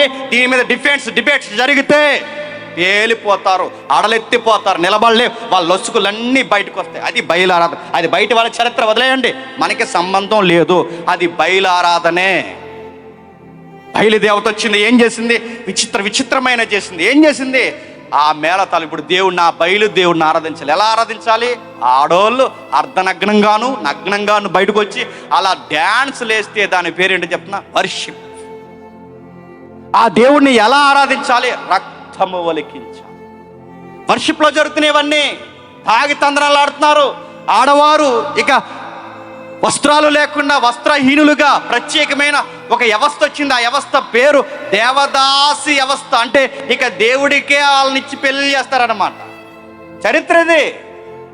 ఆ దేవదాసి వ్యవస్థ, ఆ గుళ్ళో ఉండేవారు. ఆ ఏదైతే బిలాము కాలం నుంచి ఉందో ఆ వ్యవస్థ, ఆ బిలాము కాలం నుంచి వాళ్ళు చేసి ఆరాధన చేస్తే తట్టుకోలేకపోయారు రాజులు చూస్తూ. రాజులు కూడా ఈ విషయం తెలియదు, ఏం చేయాలి? వీళ్ళ తట్టుకోలేక వీళ్ళు ఎగరడం మొదలెట్టారు, బళ్ళు ఇచ్చారు. వీళ్ళు కూడా తాగి తందనాలు ఆడారు. చరిత్ర మాసిపోతుంది, రోజు రోజుకి మాసిపోతుంది. ఇక ఇజ్రాయెల్ దేశంలో పిల్లలే లేరన్నట్టు, ఇజ్రాయెల్ దేశంలో ఇంకా ఆడవాళ్ళే లేరన్నట్టు, ఈ సిగ్గులేని ఇశ్రాయేల్ రాజు ఆహాబు ఎవరిని చేసుకున్నాడు? పోయి ఆ వంకరావుని చేసుకున్నాడు. ఆవిడ పేరేడు చెప్పండి? యెజబెల్. బేల్ బయల్, అదే సౌండ్. బయలు బయల్, యెజబెల్. ఈ బయలు అంటే ఈవిడ గారి పేరే చెప్తుంది. ఈవిడ దేవుడు ఎవరో చెప్పండి? యెజబెలు దేవుడు బయలు. అందుకే ఆవిడ గారిని పెళ్లి చేసుకుని తీసుకొస్తే కట్న కానుకలుగా ఏం తెచ్చిందో తెలుసా? ఆవిడ గారిని పెళ్లి చేసుకుని ఇజ్రాయెల్ దేశానికి కోడలుగా తెస్తే ఆవిడ గారి కట్న కానుకలుగా ఏం తెచ్చిందో తెలుసా? బయలు దేవుడు బొమ్మ తెచ్చింది ఇజ్రాయెల్ దేశానికి. తీసుకొచ్చి మధ్యలో టెంపుల్ కట్టింది. అదిగో ఆ దక్షిణ భూభాగంలో సొలొమోను మందిరం ఉంటే దాన్ని వ్యతిరేకించడానికి మన సోమ్రోను పట్టణంలో బయలు గుడి కడదామని గుడి కట్టించింది, దండాలు పెట్టించింది, ఆరాధన చేయించింది, శాసనాలు చేసింది. దండం పెట్టకపోతే చంపేస్తానని భర్త వెనకాలుండి కొత్త జీవోలు తీసుకొచ్చింది. రకరకాల చరిత్రలు పుట్టించింది. భయపడిపోయారు, మొక్కేశారు. యాజకులు కూడా మొక్కేశారు. అందరూ రకరకాలుగా తయారయ్యి ఇక బయలారాధన పెరిగిపోయిన టైంలో సరిగ్గా ఒక చక్కటి నాయకుల పరంపరలో ఇక తట్టుకోలేని తీవ్రత ఉన్న, ఒక్క మాటలో చెప్పాలంటే ముక్కోపి లాంటి ఒక ప్రవక్త తెర మీదకి వచ్చాడు. సరిగ్గా ఆవిడ టైంలోనే వచ్చాడు. ఆయన గారు పేరు చెప్పండి? ఏలియా. ఏమి నువ్వు రానివైతే నువ్వు చెప్పింది అలా మేము చేయాలనుకుంటున్నావా? మీ ఆయనకి చెప్పుకో సోదంతా అన్నాడు. మీ ఆయనకి చెప్పుకోపోయి మీ రాజులే మీ పెత్తందారి వ్యవస్థతో దేశాన్ని దేవుడినే మార్చేస్తారా? చంపేస్తాడు దేవుడు. ఏమనుకుంటా వార్నింగ్ గట్టిగా పంపించాడు ఆవిడికి. మార్చుకోలేదో రక్తపు మడుగులో కొట్టుకుపోతావు. ఆహాబు నీకు కూడా చెప్తాను, నీ సిస్టమ్ సరిగ్గా లేకపోతే ఈ సిస్టమ్ పనిచేయదు. 3 సంవత్సరాల వర్షం పడదు. ఏమనుకుంటున్నావు? సరిగ్గా పరిపాలించు, వనరులు దొరకవు, గొడ్డైపోతావు. దేశం అంతా గొడ్డు బారిపోద్ది, నదులు ఎండిపోతాయి, ఆహారం దొరకదు. నేను శాసిస్తున్నా దేవుని పక్షాన. మీరు దేవుని ధర్మశాస్త్రానికి దేవునికి చాలా విరుద్ధమైన పని చేస్తున్నారని ఆహాబుకి యెజబెలుకి గట్టి వార్నింగ్ ఇచ్చాడండి ఏలియా. రోజు ఓపెన్ డిబేట్ పెట్టారు ఏలియా గారు. మరి 2 పడవల మీద మీరు నడవడం మంచిది కాదు. ఆ సోదిగాళ్ళ మాటలు మీరు నమ్మకండి. నిజ దేవుడు ఎవరు నేను తేల్చేస్తాను ఈరోజు. ఏది నిజ దేవుడు ఏంటి ఎలా తేలుస్తారంటే ఓపెన్ డిబేట్. ఎవరైతే ఉన్నారో ఆ బయలు ప్రవక్తలను ఒకవైపు నిలబడమనండి, నేను ఒక్కడిని ఒకవైపు నిలబడతాను. వాళ్ళందరిని ఒకవైపు నిలబడమను, వాళ్ళ దేవుడి పేరు మీద తీసుకుని రమ్మను. ఆ దేవుడి పేరు మీద ఒక పచ్చి మాంసం, పచ్చి గట్టలు, తడిసిన ఆ బలిపీఠాలు పెట్టి వాళ్ళ దేవుడు నిజమైన వాడైతే వాళ్ళు ఆరాధన చేస్తారో, ఇంకా ఏం చేస్తారో, కొట్టి కింద మీద దొల్లి ఆ రక్తం కార్చుకుంటారో, ఏం చేసుకుని మొత్తం మీద వాళ్ళ దేవుడు నిజమైతే అక్కడి నుంచి ఆ మెరుపు వచ్చి ఆ బలిపీఠాన్ని, కట్టెల్ని, ఆ తడిని మొత్తం తగలబడితే ఆ మెరుపు పుడితే వాళ్ళ దేవుడు నిజ దేవుడు. లేదు నేను ప్రార్థన చేస్తే పైనుంచి మెరుపు వస్తే నా దేవుడు నిజ దేవుడు. ఇది ప్రాక్టికల్గా ప్రూవ్ చేస్తాను. పోటీకి వస్తారేమో అడగండి అంటే తగునమ్మా అని తయారైపోయారు 400 నుంచి 800 మంది. రెడీ అయిపోయి ఒక్కడొక వైపు నిలబడ్డాడు. వాళ్ళందరూ వచ్చేస్తారు. ఆరాధన మీద ఆరాధన, ఆరాధన మీద ఆరాధన. ఉదయం నుంచి మధ్యాహ్నం వరకు పాటలు పాడారట. రాడే ఆడుంటే వస్తాడు, ఎక్కడి నుంచి వస్తాడు? రాడే పాడుతున్నారు. బైలా రా, బైలా రా, బైలా రా, బైలా రా అన్నారు. ఆలేదు. ఏలే గారు పైకి లేచి ఇలా అన్నాడు, ఆడు రాడు అన్నాడు. ఏ అంటే నిద్రపోతున్నాడేమో అన్నాడు. సులుపు, అదే పులిపోటు మీద ఏదో అంటారు చూసారా, చలిపోటు మీద పులిపోటు. రాడాడు అన్నాడు. ఇంకేమన్నాడు ఏలియా? దూరంగా ఉన్నాడేమో, నెట్వర్క్ లేదేమో, సిగ్నల్ అందట్లేదేమో, గట్టిగా రండి అన్నాడు. ఇంకా ఆరాధన పిచ్చేస్తారు. రా బైలా రా రా. ఏలి వైపు చూస్తున్నారు, పాటలు పాడుతున్నారు. రా ఏలియా, అది బైలా రా రా రా రా అన్నారు. రాడే. వర్షిప్ గట్టిగా పెంచేశారు. ఈ మధ్య మన వాళ్ళు కూడా వర్షిప్ అలా చేస్తున్నారు. అప్పుడప్పుడు ఒకటి వచ్చేది బయలుగానే వచ్చిందా అని.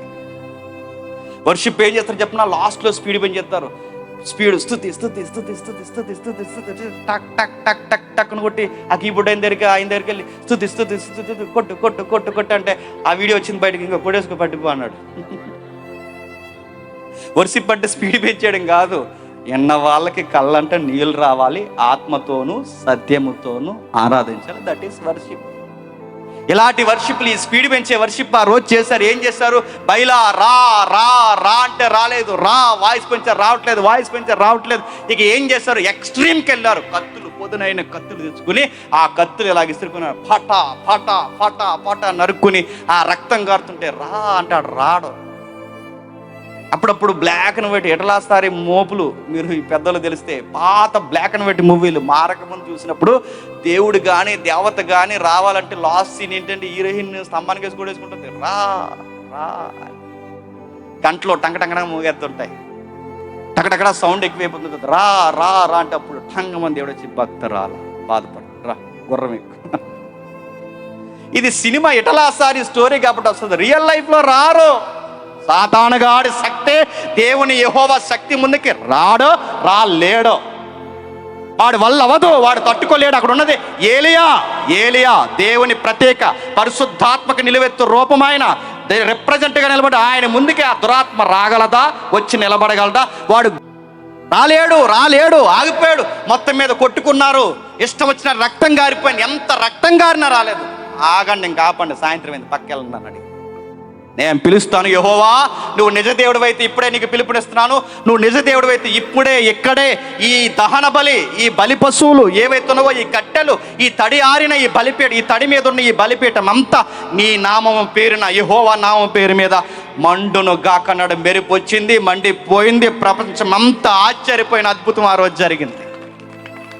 ఒకేసారి జనాలు ఆశ్చర్యపోయారు. యెహోవాయే దేవుడు, యెహోవాయే దేవుడు, యెహోవాయే దేవుడు, యెహోవాయే దేవుడు. యెహోవాకు స్తుతి కలుగును గాక, యెహోవాకు స్తుతి కలుగును గాక, యెహోవాకు స్తుతి కలుగును గాక. ఏలియా మీ అందరూ పక్కకుండా ఇలా రండి అబ్బాయిలు అన్నాడు. ఇలా అన్నారు. ఎవరిని? ఈ యాజకులు ఉన్నారుగా, బయలు యాజకులు ఇలా రండి, మొత్తం నరికిపోయండి. ఇలా అన్నారు. దేశానికి దరిద్రం వదిలిపోవాలి. ఈ బయలు, ఈ ప్రవక్తలను బట్టే ఆ యెజబెలు రెచ్చిపోతుంది. తీసేయండి. తీసేశాడు. ఆవిడ పొగరుతో పెట్టరేగిపోయింది. మా ప్రవక్తనే తీసేస్తావా, నిన్ను కూడా తీసేస్తాను. గొప్ప వెలుగుని అనతి కాలంలోనే ఆర్పేసే ప్రయత్నం. తర్వాత ఎలీసా వచ్చాడు. ఎలీసా ఉద్యమం ప్రారంభమైంది. ఎలీసా కాలం నడుస్తుంది. సరిగ్గా ఆ టైంలో యెరెమియా కాలం కూడా దగ్గర పడుతుంది. ఆ టైంకి మళ్ళీ ప్రజలు ఎలీసా లాంటి వారు దూరమైనప్పుడు విప్లవం ఆగిపోయింది, ఉద్యమం తగ్గిపోయింది. దేశంలోనికి మళ్ళీ దొంగ దేవత ఆరాధన వచ్చేసింది. తర్వాత ఏమొచ్చింది? అదే అష్టారోతు, అదే అసీరా అంటారు. అష్టారోత్ అంటే స్టైల్ నేమ్ అని కానీ పెట్టుకుంటారు. అష్టారోత్ అంటే అష్టారోతు, అషీరా అంటారు. అషీరా అంటే వృక్షాలని ఆరాధించే దేవత. అంటే నిలువు కొయ్యలు ఉంటాయి చూసారా, బలమైన వృక్షాలను. అంటే అషీరా దేవత ఎలా ఉంటుందంటే వృక్షమే, పెద్ద పెద్ద వృక్షాలు. అంటే దేవత, కులదేవత, విలవేల్పు. ఆ వృక్షారాధన తెర మీదకి వచ్చింది. మరో పేరుంది అష్టారెతు. అసీర్ అంటే వృక్షదేవత. ఈమె పేరు ప్రాంతాన్ని బట్టి కొంచెం మోడిఫికేషన్ జరుగుతుంది. అష్టారత్ అంటే కామదేవత. ఇటు కామం కూడా దేవతే. కామదేవత. దేశంలోకి ఎలాంటి దేవతలు వస్తున్నాయి చూడండి, ఎలాంటి దేవుళ్ళు వస్తున్నారు చూడండి. ఏలియా లాంటి వారు, ఎలీసా లాంటి వారు, సొలొమోన్ లాంటి వారు, దావీదు లాంటి వారు, సౌలు లాంటి, సమూయేలు లాంటి ప్రవక్తలు దూరం అయిపోయినప్పుడు దేశంలోకి వచ్చిన పనికి మాలిన మూఢాచారాల, దయ్యాల బోధ, దయ్యాల ఆరాధన దేశంలోకి వచ్చేసింది. ధర్మశాస్త్రం మరుగయ్యేసరికి రకరకాలు వచ్చాయి. కామదేవత, నెక్స్ట్ కెమోస్ అనే దేవత వచ్చింది. కెమోస్ అంటే నల్లగా ఉంటుంది. నేను నిజానికి ప్రిపరేషన్లో రాలేదు, మీకు ఆ ఫోటోలన్నీ చూపిద్దాం. కెమోస్ అంటే నల్లగా ఉంటుంది, నల్ల విగ్రహం అంటే నల్ల రాతి ఉంటుంది, అదో రకంగా ఉంటుంది. మన ఇండియాలో ట్రాన్స్ఫార్మ్ అయిన వర్షిప్పే, నేను ఓపెన్గా అని చెప్తాను, శనిదేవుడు అంటారుగా, ఆ శనిదేవుడిని అక్కడ ఏమంటారంటే కెమోస్ అంటారు. కెమోస్ అంటే శని జరుగుతుంది తన వలన, ఆ శని జరగకుండా ఉండాలంటే శాంతింప చేయాలి. ఏం చేయాలి?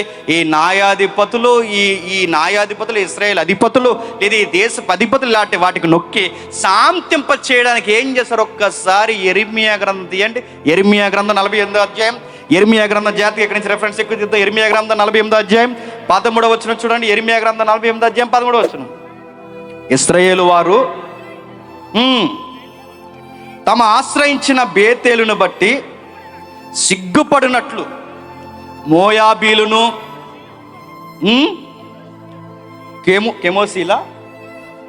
కెమోసును బట్టి సిగ్గుపడుచున్నారు. మేము బలాఢ్యులమనియు యుద్ధ సూర్యులమనియు మీరెట్లు చెప్పుకొందురు? మోయాబు పాడైపోవచ్చున్నది, శత్రువులు దాని పట్టణంలోనికి చొరబడుచున్నారు. వారి యవనులు శ్రేష్ఠులు వారికి వదకిపోతున్నారు. ఈ దేవుడి పేరు మీద వచ్చిన తర్వాత మా యవనస్తులు బాగుంటారు అనుకుంటే తీరా ఏం జరుగుతుంది? చచ్చిపోతున్నారు దేశం. యవనస్తులు అనంతకాలంలోనే వెళ్ళిపోతున్నారు. ఇలాంటి పాడు దేవతలు, దయ్యార ఆరాధనలు వస్తే భార్య కాలం బతకాల్సిన యవనస్తులందరూ చనిపోతున్నారు. దేశంలో పంటలు పండుతాయంటే కరువు ఎక్కువైపోయింది. నేను ఇలా అంటున్నానని మీరేమి ఇబ్బంది పడకండి, నేను చరిత్ర చెప్తున్నాను. ఎక్కడైతే ప్రకృతి ఆరాధన, ఎక్కడైతే మూఢారాధన, ఎక్కడైతే నిజదేవుని ఎక్కిరించే ఆరాధనలు ఎక్కువ జరుగుతాయో మీరు అక్కడ చూడండి. కరువులు ఎక్కువ కూడా అక్కడ ఉంటాయి. మీరు చూడండి కావాలి, కరువు కాటకాలు కూడా అక్కడ ఉంటాయి. వర్షాలు పడో, నదులు పారో, పంటలు పండో. దేవుడు కావాలని బిగించేస్తాడు. భార్యడి కాలం బతకాల్సిన మనుషుల ఆయుస్సును కూడా తగ్గించేస్తాడు. జరగదు, ఏది కలిసి జరగదు. ఇదే జరుగుతుంది. మోయాబీలకి కెమోస్ నమ్ముకున్నందుకు వాళ్ళకి జరిగిందంత దరిద్రమే. ఎంత దరిద్రం జరిగిందో మొదటి రాజుల గ్రంథం 3వ అధ్యాయం చూడండి. మొదటి రాజుల గ్రంథం 3వ అధ్యాయం, రెండవ రాజుల గ్రంథం 3వ అధ్యాయం, 26వ వచనం నుండి, 2వ రాజుల గ్రంథం 3వ అధ్యాయం 26వ వచనం నుండి. మోయాబు రాజు, వీళ్ళ దేవుడు ఎవరండి? వీళ్ళ దేవుడు ఎవరండి? ఇప్పుడు చదివే యెరెమీయాలో వీళ్ళ దేవుడు ఎవరు? కెమోస్ దేవుడు. ఎవరి దేవుడు? మోయాబీల దేవుడు. ఇప్పుడు ఈ రాజు ఎక్కడికి పోతున్నాడు? యుద్ధానికి పోతున్నాడు. యుద్ధానికి పోయే ముందు ఈ రాజు ఏం చేస్తున్నాడు చూడండి. మోయాబు రాజు యుద్ధము బహు కఠినముగా జరుగుట చూసి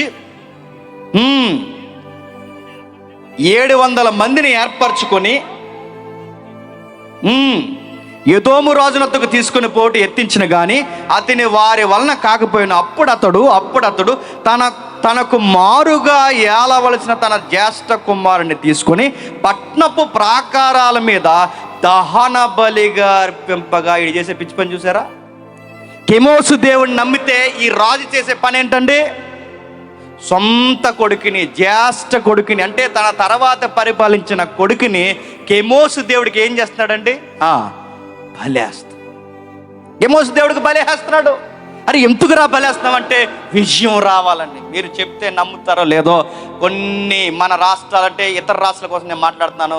మన దేశంలో ఉన్న కొన్ని రాష్ట్రాల్లో కొంతమంది మతున్మాదుల సంబంధించిన మూఢనమ్మకాలు, ఎంత చదువుకున్నా, ఎంతకాలం ఇచ్చినా, ఈ రోజుకి వాళ్ళు నమ్మే మూఢనమ్మకాలు ఏంటి చెప్పినా, వాళ్ళ పార్టీలు నియోజకవర్గం గెలవాలని యవనస్తులు నరబలేసే వాళ్ళు ఉన్నారంటే మీరు నమ్మగలరా? బ్రేకులు కూడా అడగండి ఎవరండి. నరబలేసే వాళ్ళు ఉన్నారు తెలుసా? ఈ రోజుకి మనిషిని చంపే వాళ్ళు ఉన్నారు. లంకి బిందులు దొరుకుతాయంటే మనుషుని చంపేసే వాళ్ళు ఉన్నారు. దేవత నీకు కరుణిస్తాదంటే పుట్టిన బిడ్డల నోట్లోనే చెంబులు గుద్ది, పుట్టిన బిడ్డల వయసు వచ్చిన ఆడపిల్లలకు పెళ్ళిళ్ళు చేయవలసిన తల్లిదండ్రులే నగ్నంగా డెంబులతో గుద్దేసి చంపేసిన ఉదంతాలు మన తెలుగు రాష్ట్రాల్లో జరిగేటి మీరు నమ్మగలరా? అంటే మంచి జరుగుతుందంటే ఇలాంటి మూఢనమ్మకాలు నమ్మితే మంచి జరుగుతుందంటే మనుషుల్ని చంపేస్తారు, యవనస్తుల్ని చంపేస్తారు, పిల్లల్ని చంపేస్తారు. చంపడానికి వెనకాడరు, చంపేశారు. రాజే చంపేస్తే ఇక సామాన్యులు ఎలా ఉంటారండి?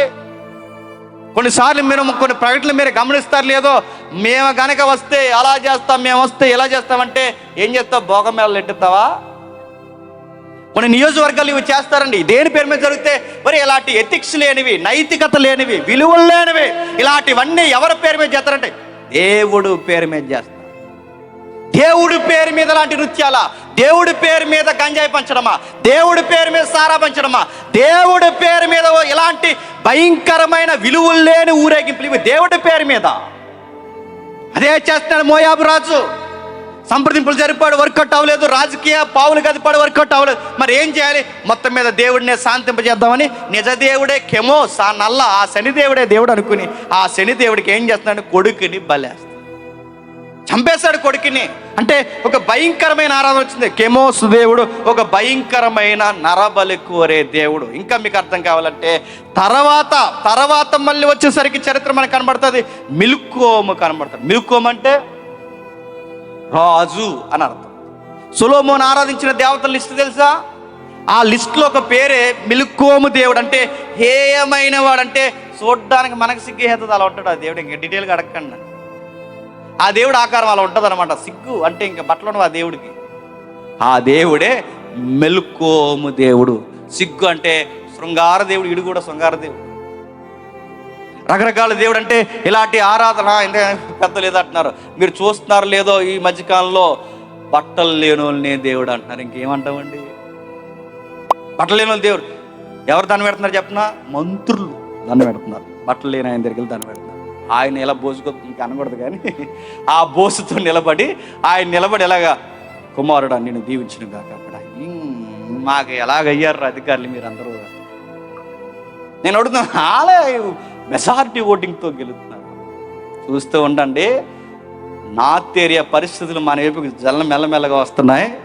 ఏడిపించే రోజులు మనకు దగ్గరలోనే వచ్చేలా ఉన్నాయి చూస్తుంటే. అప్పుడు తేలిపోద్దండి పొల్లికాయలేయో చెప్పండి గట్టికాయలే.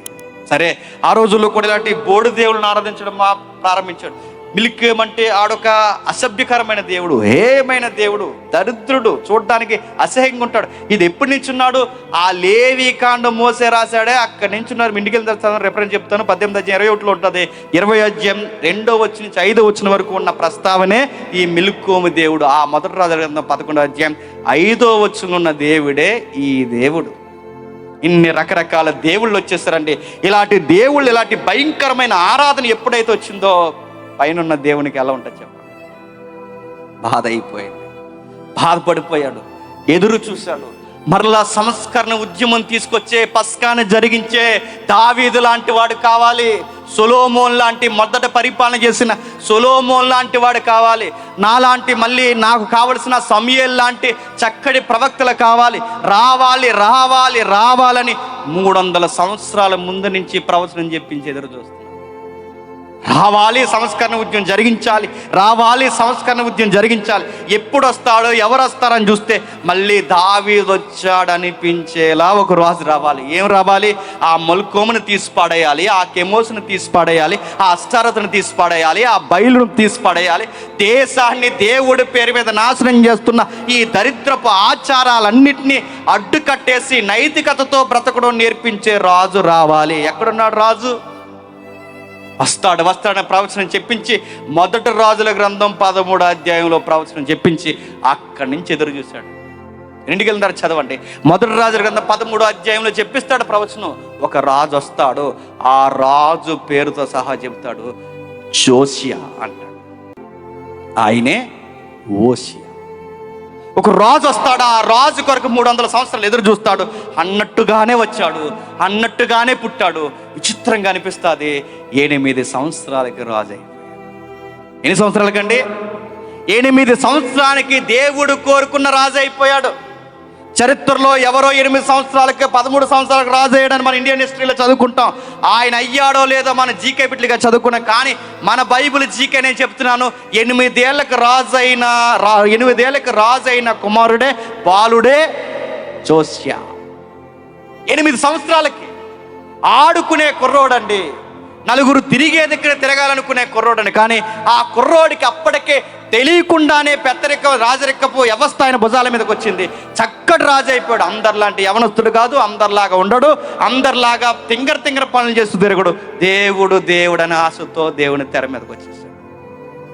ఈరోజు అడుగుతున్నాను, 8 ఏళ్ళు వద్దు, 3వ తరగతికే మొదలెడుతున్నారు. తూరేగా ఇదో తూరేగు ఇంకో తూరేగ తగిలిందట. ఈ తూరేగలకు మళ్ళీ అంత పెద్ద స్టోరీ. 3 ఏళ్ళకి నడుతున్నాడు స్టోరీలు.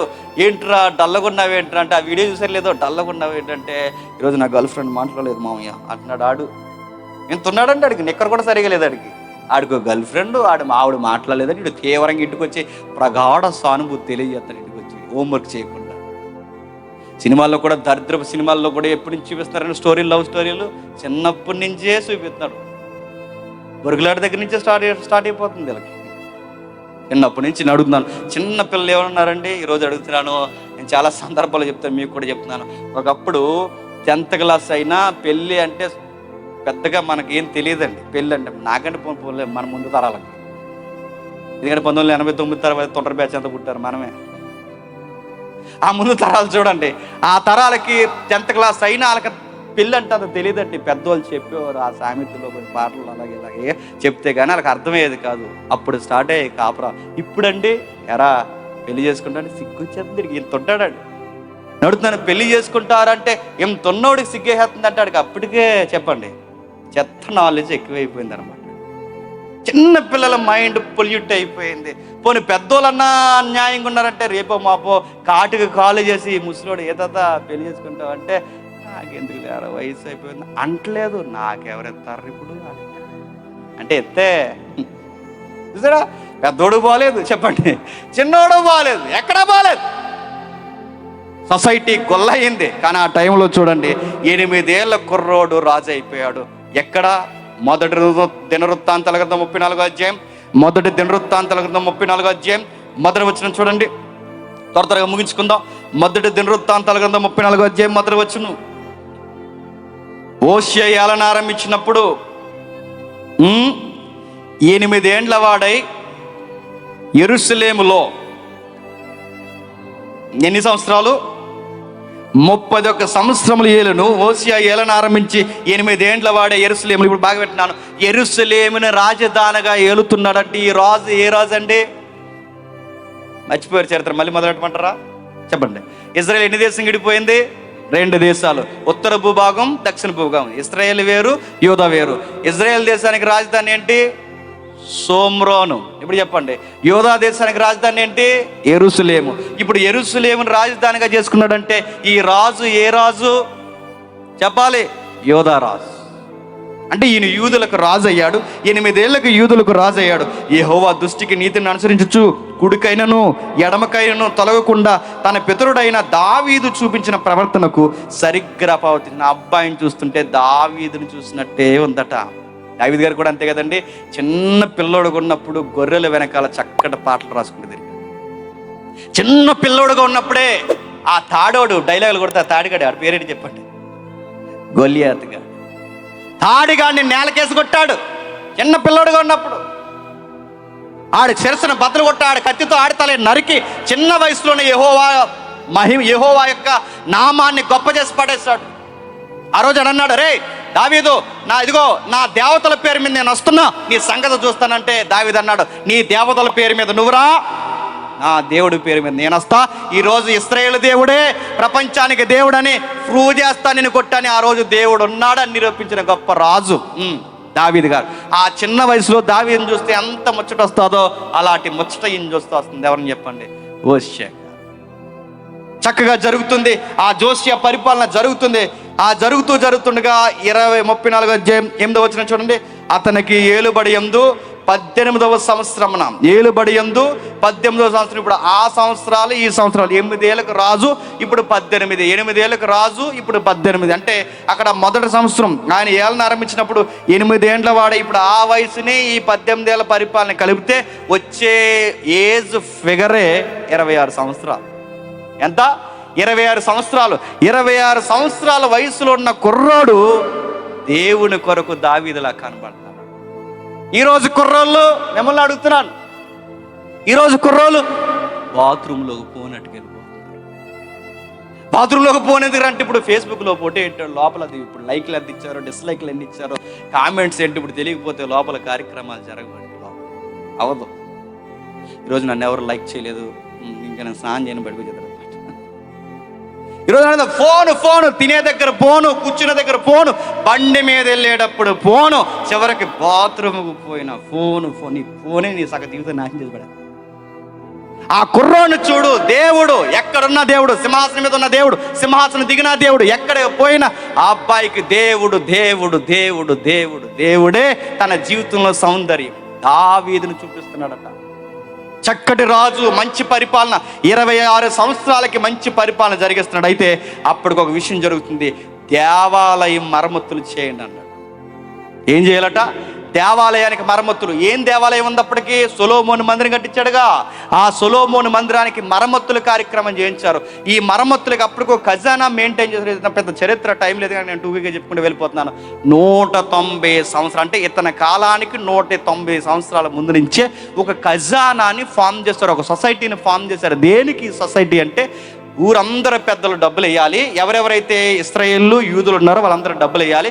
ఈ డబ్బుల్ని దేనికి ఉపయోగించాలంటే దేవాలయం తుఫాను వలన కానీ వాతావరణం కానీ దేని వలన పాడైనప్పుడు ఈ డబ్బు తీసి మరమ్మతులు చేస్తారన్నమాట. అంటే దేవాలయానికి అంతా క్లీనింగ్ సెక్షన్ పెడతారు. కొన్ని సంవత్సరాల నుంచి 190 సంవత్సరాల నుంచి డబ్బు అయితే దాసారు కానీ మరమ్మతుల కార్యక్రమం సుమారు అంటే 2 శతాబ్దాలు అంటే 200 సంవత్సరాల దగ్గరగా ఈ మరమ్మతుల కార్యక్రమం ఏది జరిగించలేదు.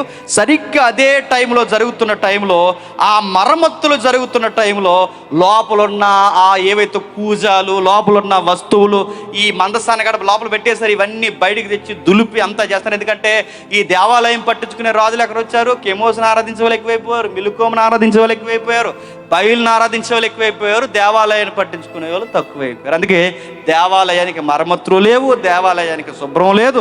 ఈ ఓసియా వచ్చిన తర్వాత, ఇది జోసియా పరిపాలన వచ్చిన తర్వాత దేవాలయాన్ని శుభ్రపరచండి, మళ్ళీ సంస్కరణ ఉద్యమాలు ప్రారంభిద్దామని చెప్పి నేను బతుకున్నంత కాలం మళ్ళీ ధర్మశాస్త్రం ప్రకటిద్దామని నిర్ణయించుకున్నాడు, మాట్లాడుతున్నాడు.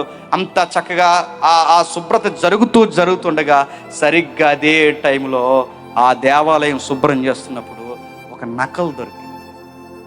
నకల్ మీన్స్ జెరాక్స్. అంటే ఒరిజినల్కి జిరాక్స్ ఏది దొరికింది ఏంటంటే ఒక చర్మపు చుట్టలు దొరికాయి, ఒక కూజలో పెట్టేసి ఉన్నాయి. రాజుగారి దగ్గర టక పడి, అయ్యా అండర్ గ్రౌండ్ కంటే మన దేవాలయానికి అండర్ గ్రౌండ్లో ఒక పెద్ద బౌల్లో ఇదిగో ఈ చర్మపు కాగితాలు పెట్టేసి ఉన్నాయి. ఏంటని తిరిగేస్తే అందరికి ఒక విషయం అర్థమైంది. ఎవరైతే శాస్త్రులు ఉన్నారో, అయ్యా ఏవో డాక్యుమెంట్స్ దొరికాయి, ఈ డాక్యుమెంట్స్ కూడా ఏంటి ఒకసారి వెరిఫికేషన్ చేయండి అని కొత్త డిపార్ట్మెంట్ పిలిపించి ఆ శాస్త్రాన్ని పిలిపించి ఈ రైటింగ్ డిపార్ట్మెంట్ అంటారు కానీ ఏంటి ఈ రైటింగ్ ఎప్పుడుది, ఏంటి దీని నకలు ఏంటి, దీని యొక్క మూలాలు ఏంటని దాన్ని తిరగేస్తేప్పుడు అర్థమైంది. ఆ శాస్త్రులు ధృవీకరించారు, దృఢపరిచారు. అయ్యా ఇది మోసే గారు రాశారే ద్వితీయోపదేశ కాండం, మోసే గారు రాశారే 5 కాండాలు, దాని యొక్క కాపీయేనండి ఈరోజు మనకు దొరికింది. అంటే ఏమంటారు సార్ దీన్నంటే? బైబిల్ సార్, ఇది పాత నిబంధన గ్రంథం సార్, ఇది మోసే రాసిన పుస్తకం సార్, ఇది దీని పేరు ధర్మశాస్త్రం సార్. ఏం చేద్దాం? అప్పటికి ఇర్మియా ఉన్నాడు, అప్పటికి ప్రవక్తలు ఉన్నారు, అప్పటికి జపన్యా ఉన్నాడు, ఇంకా చాలామంది పెద్ద పెద్ద ప్రవక్తలు ఉన్నారు. అయితే ఎంతమంది ప్రవక్తలు ఉండగా హుల్దా అని ఒక ప్రవర్తన ఉంది. ఆ ప్రవర్తన దగ్గర అమ్మా ఏదో బైబిల్ అంటున్నారు, ఏంటమ్మా దీని సంగతి ఏంటని చదవండమ్మా అని ఆ పుస్తకం ఇస్తే చదివిందండి. చరిత్ర అంచనా ప్రకారం ఆ దొరికిన యొక్క పుస్తకం ఏంటో తెలుసా? ద్వితీయోపదేశ కాండం 28వ అధ్యాయం చదివారు. తర్వాత చదువు ఇంటికి వెళ్ళిన తర్వాత ద్వితీయోపదేశ కాండం 28వ అధ్యాయం నుంచి 30వ అధ్యాయం వరకు ఉన్న ఆ నకలు ఏదైతుందో ఆ నకలు దొరికిందంట. చదువుతుంటే అందరూ ఆశ్చర్యపోయారు. ఏమి రాశారా? 28 నుంచి 30 అధ్యాయాల్లో ఏమి రాశారంటే, ఏ దేవతారాధన ఇజ్రాయేల్ దేశానికి రాకూడదని మోసే రాశారు. మీ పంటలు ఎందుకు పండవంటే, ఇదిగో పొరుగు దేవతలు, అన్య దేవతలు మీ దేశంలోకి వస్తే మీ దేశాలు పండవు, మీ పిల్లలు బాగోరు, మీరు ఎక్కువ కాలం బతకరని ఆ అధ్యాయంలో రాయబడిన ఆ చరిత్ర చదివారు. ఎప్పుడైతే ఇది చదివారో ఏడ్చేశాడు రాజు. అందరూ చూస్తుండగా ఏడ్చేశాడు. ఏంటిది బైబిలా? ఏమైంది బైబిల్ అంటే? బైబిల్ మరుగు చేసేసారు. బైబిల్ ఏమైంది? ఆ ముందొచ్చిన ఆహాబా, ముందొచ్చిన ఈ పనికి మాలిన రాజులు ఎవరైతున్నారో ఈ రాజులందరూ కలిసి ఆ బైబిల్ని మరుగు చేసి పారేశారు. ఆహాజు, మనస్సే, ఆమోసు లాంటి క్రూరమైన రాజులు వచ్చి ఇతర దేవతల్ని ఈ దేశంలోకి తీసుకొచ్చి ధర్మశాస్త్రాన్ని చుట్టగా కట్టి ఒక బిందులో పెట్టి ఆ దేవాలయం కింద ఎక్కడో పడేసి బైబిలే లేకుండా చేసేసి, అప్పుడు 190 సంవత్సరాల క్రితం బైబిల్ 190 లేదా 200 సంవత్సరాల క్రితం ఉన్న ఆ నకలు కాపీ ఏదైతే ఉందో ఈయనకు దొరికేసరికి ఇది బైబిల్ సార్ అని చెప్తే రాజు ఆ మాటలు అలా వింటున్నాడట. శాస్త్రులు, పెద్దలు, యాజకులు నిలబడి ఆ చుట్టని, ఆ బైబిల్ని ఇలా ఇప్పి చదువుతుంటే దేవుడు ఇలా ఉండమని మనం కోరుకుంటున్నాడండి. కానీ ఇక్కడ ఉన్నట్టు మన దేశంలో ఒక్కడు కూడా లేదు సార్. కళ్ళు నేర్చేసాడండి రాజు. అయ్యో, వాక్యంలో ఎలా ఉంటే మన బతుకులు ఎలా ఉన్నాయండి? వాక్యంలో ఎలా ఉంటే ఇలా ఉండకూడదని మనకు చెప్పడానికి ఎవరు లేరు. ఇది తప్పు అని చెప్పడానికి మన చేతుల్లో ఏం లేదు, బైబిల్ లేదు. ఎక్కడో మూల పాడేశారు చుట్టి. ఇది నాకు తెలిసే ఉంటే ఇన్ని సంవత్సరాలు వ్యర్థం చేయకుండా ఈ రాజ్యాంగం లాంటి ఈ బైబిల్లో ఉన్నట్టే దేశాన్ని శుభ్రపరిచేదనే అని గల్లు నేర్చాడండి. ఒక విషయం చెప్పినా, అసలు రాజులు ఏడవకూడదండి. రాజులు ఏడవకూడదు. ఏడవకుండా ఉండడానికే ప్రత్యేకంగా ప్రాక్టీస్ చేస్తారు రాజులు, తెలుసా? మన ఇండియాలో జరిగిన ఒక చరిత్ర చెప్తాను ఏమేనండి. రాజీవ్ గాంధీ గారిని చంపేశారు కదా, ప్రభాకర్ అనే పిల్లయ్య బృందం, తమిళ టైగర్స్, శ్రీలంక టైగర్స్. రాజీవ్ గాంధీని చంపేసినప్పుడు ఆ పిల్లలు చంపేసిందిగా, మానవ బొమ్మగా పేలిపోయి. రాజీవ్ గాంధీ చనిపోయినప్పుడు ఎక్కడో ఫారెన్లో చదువుకుంటున్నాడండి రాహుల్ గాంధీ. ఇప్పుడున్న ఈ యొక్క ఎవరైతే ఉన్నారో కాంగ్రెస్కి అధినేతగా రిప్రజెంటేటివ్ ఉన్న ఎవరైతే ఉన్నారో ఈ రాహుల్ గాంధీ అప్పుడు ఎక్కడో చదువుకుంటున్నాడు. ఉట్టిన ఢిల్లీకి వచ్చాడు. నాన్న చనిపోయాడు, చంపేశారని చెప్పారు. వచ్చి ఒకేసారి ఇప్పటికి ఉంటుంది యూట్యూబ్లో చూడండి, రాహుల్ గాంధీ ఇలా ఏడుస్తూ కనబడ్డాడు. ప్రియాంక గాంధీ అమ్మాయి వచ్చి, బ్రదర్ సోదరా ఏడొద్దు, ఇదిగో చెప్పనా, నెహ్రూ కుటుంబం కన్నీళ్ళు ఈ దేశం చూడకూడదు, ఏడొద్దని చెప్పి.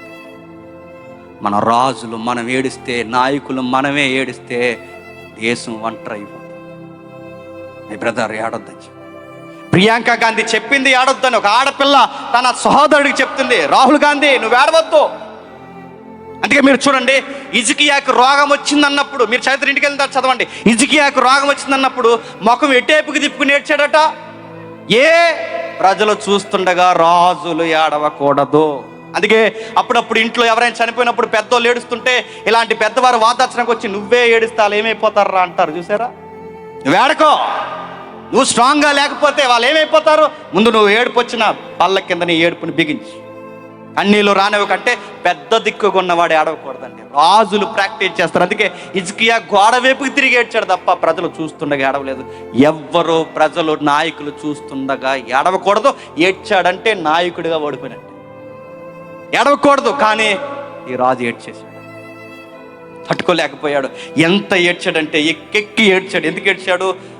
తనకు అర్థమైంది, ఇన్ని సంవత్సరాలు బైబుల్ లేదని ప్రజలందరూ చూస్తుండగా ఏడ్చేశాడు. గుండెలు బాదుకుని ఏడ్చాడు, తట్టుకోలేకపోయాడు. బైబుల్ లేదే, బైబుల్ లేకే మా దేశం ఇలా అయిపోయిందని ఎక్కెక్కి ఏడ్చాడు. ఇంత తెలిసినా, ఇన్ని విషయాలు తెలిసినా తట్టుకోలేక ఏడ్చాడు, ఎక్కెక్కి ఏడ్చేశాడు. చూడండి ఒకసారి 34వ అధ్యాయం 27-28 వచనాలు. 34వ అధ్యాయం 27-28 వచనాలు. ఈ స్థలం మీదను దేవుని పలికిన మాటలు మేము వినినప్పుడు నా సన్నిధి నీ కన్నీరు విడిచితిని గనుక నీ మనవిని నేను ఆలకించుతిని. నేను నీ పితరుల యొద్దకు చేర్చదును, నెమ్మది గలవాడివే నీవు సమాధిలోనికి చేర్చబడదువు. ఈ స్థలం మీదకి, దాని కాపురస్తుల మీదకి నేను రప్పించు అపాయము నువ్వు కన్నులారా చూడు. అంటే ప్రవక్తని హోల్దా చెప్తుంది ఏమనంటే, నువ్వు దేవుని మాటలు వింటుంటే ఏడ్చేస్తున్నావయ్యా. అంటే దేవుని మాటల కొరకు ఏడ్చిన రాజులు అక్కడక్కడ కనబడతారు. అందులో ఒకరు దావీదు, 2 చెప్పండి హోషియా. దేవుని మాట కోసం ఏడ్చాడు. ప్రజలు చూస్తున్నా, నా ప్రజలు చూసినా పర్లేదు, నా దేవునికి ఇంత గుండె కోత మేము ఇన్ని సంవత్సరాలు అంటే 190 200 సంవత్సరాల నుంచి మా దేవుడు ఏడుస్తున్నాడా, సుమారు 300 సంవత్సరాల నుంచి మా దేవుడు ఏడుస్తున్నాడా, తట్టుకోలేక బాధపడిపోయాడు. నిర్ణయం తీసుకున్నాడు, ఏం చేయాలి? ఈ దేశానికి సంస్కరణ తీసుకురండి, బైబిల్ని బయటికి తీసుకురండి. బైబిల్ని తీసుకొచ్చారు, పెద్ద పెద్ద సభలు పెట్టించాడు. ఎప్పుడైతే ఈ సభలు పెట్టించాడో దేశం చెడిపోవడం కల్లారా చూశాడు. ఇందాక సహోదరుడు సాక్ష్యం చెప్పాడుగా, ఎలా ఎంచుకుంటున్నారు అని. ఈ సహోదరుడి కన్నా తీవ్రత ఎక్కువ ఉంది ఆ రాజుకి. ఎలా ఎంచుకుంటున్నారు ప్రజలు, బైబిల్ తెలియకున్నారు అని. అప్పుడు అర్థమైంది, దేశాన్ని బాగు చేయాలంటే కత్తి కాదు పట్టాల్సింది, దేశాన్ని బాగు చేయాలంటే స్లోగన్స్ కాదు చెప్పాల్సింది, దేశాన్ని బాగు చేయాలంటే రకరకాల నిర్ణయాలు కాదు దేశాన్ని బాగు చేయాలంటే. మరి దేశాన్ని బాగు చేయాలంటే ఏం చేయాలంటే రాజుకి అర్థమైంది, బైబిల్ చేతితో పట్టుకుని ఇంటింట తిరిగి సెంటర్లో నిలబడి సభలు పెట్టి అనేకులకు యెహోవా గ్రంథాన్ని వివరించాలని మొబైల్ బైబిల్ కోర్సులు స్టార్ట్ చేశాడు. చూడండి ఒకసారి చూడండి, మొదటి దినవృత్తాంతం, రెండవ దినవృత్తాంతాల గ్రంథం 25వ అధ్యాయం, రెండవ దినవృత్తాంతాల గ్రంథం 35వ అధ్యాయం 11 నుంచి 18 వచనాలు చూడండి ఒకసారి. లేవీయులు పస్కా అంటే పస్కా పండుగను ప్రారంభించాడు. పస్కా పశువును వధించి వారు ప్రోక్షించి లేవీయుల ప్రస్తులు అని చెబుతూ 12వ వచనంలో, మోసే గ్రంథంలో రాయబడిన ప్రకారం జనులు కుటుంబాల విభాగాల చొప్పున యెహోవాకు అర్పించడానికి ఏమొస్తుందండి? బైబిల్ అనే తెర మీదకి వస్తుంది. అంటే బైబిలే ఇప్పుడు రాజ్యాంగం చేస్తున్నాడు ఆ రాజు. బైబిల్ని తెర మీద తీసుకొచ్చాడు. ఇంకా ఏం చేస్తున్నాడు? అలా చదువుతూ వచ్చే 18వ వచనంలో, ప్రవక్త యగు సమూయేలు దినములు మొదలుకొని ఇశ్రాయేలులో పస్కా పండుగ చాలా కాలం నుండి ఆచరింపబడకుండా అలాగే ఉండిపోయాను. ఓసియాయు లేవీయులను అందరును యెరూషలేము కాపరస్తులను ఇశ్రాయేలు రాజులందరూ పస్కా పండుగను ఆచరించి ఉండలేదు. ఇంకా మీకు బాగా అర్థం కావాలంటే 16వ వచనంలో చూద్దాం ఒకసారి. 16వ వచనంలో, ఈ ప్రకారం రాజు అయిన ఓసియా ఇచ్చిన ఆజ్ఞను బట్టి వారి పస్కా పండుగను ఆచరించి యెహోవా బలిపీఠం మీద దహన బలులను అర్పించడం చేత ఆ దినముల్లో అనేక విషయాలు జరిగాయి. మీరు ఇంటికి వెళ్తారు, చదవండి. దేవాలయం నుంచి బయటకు తీసుకొచ్చిన ధర్మశాస్త్రాన్ని ప్రతి ప్రాంతంలో కూర్చోబెట్టి కత్తి చేత కాదు, యుక్తి చేత కాదు, దేవుని వాక్యము చేతే ప్రజలను మార్చాలని ప్రజలందరికీ సెంటర్లో ఏం చెప్పించాడట? వాక్యాలు చెప్పించాడట.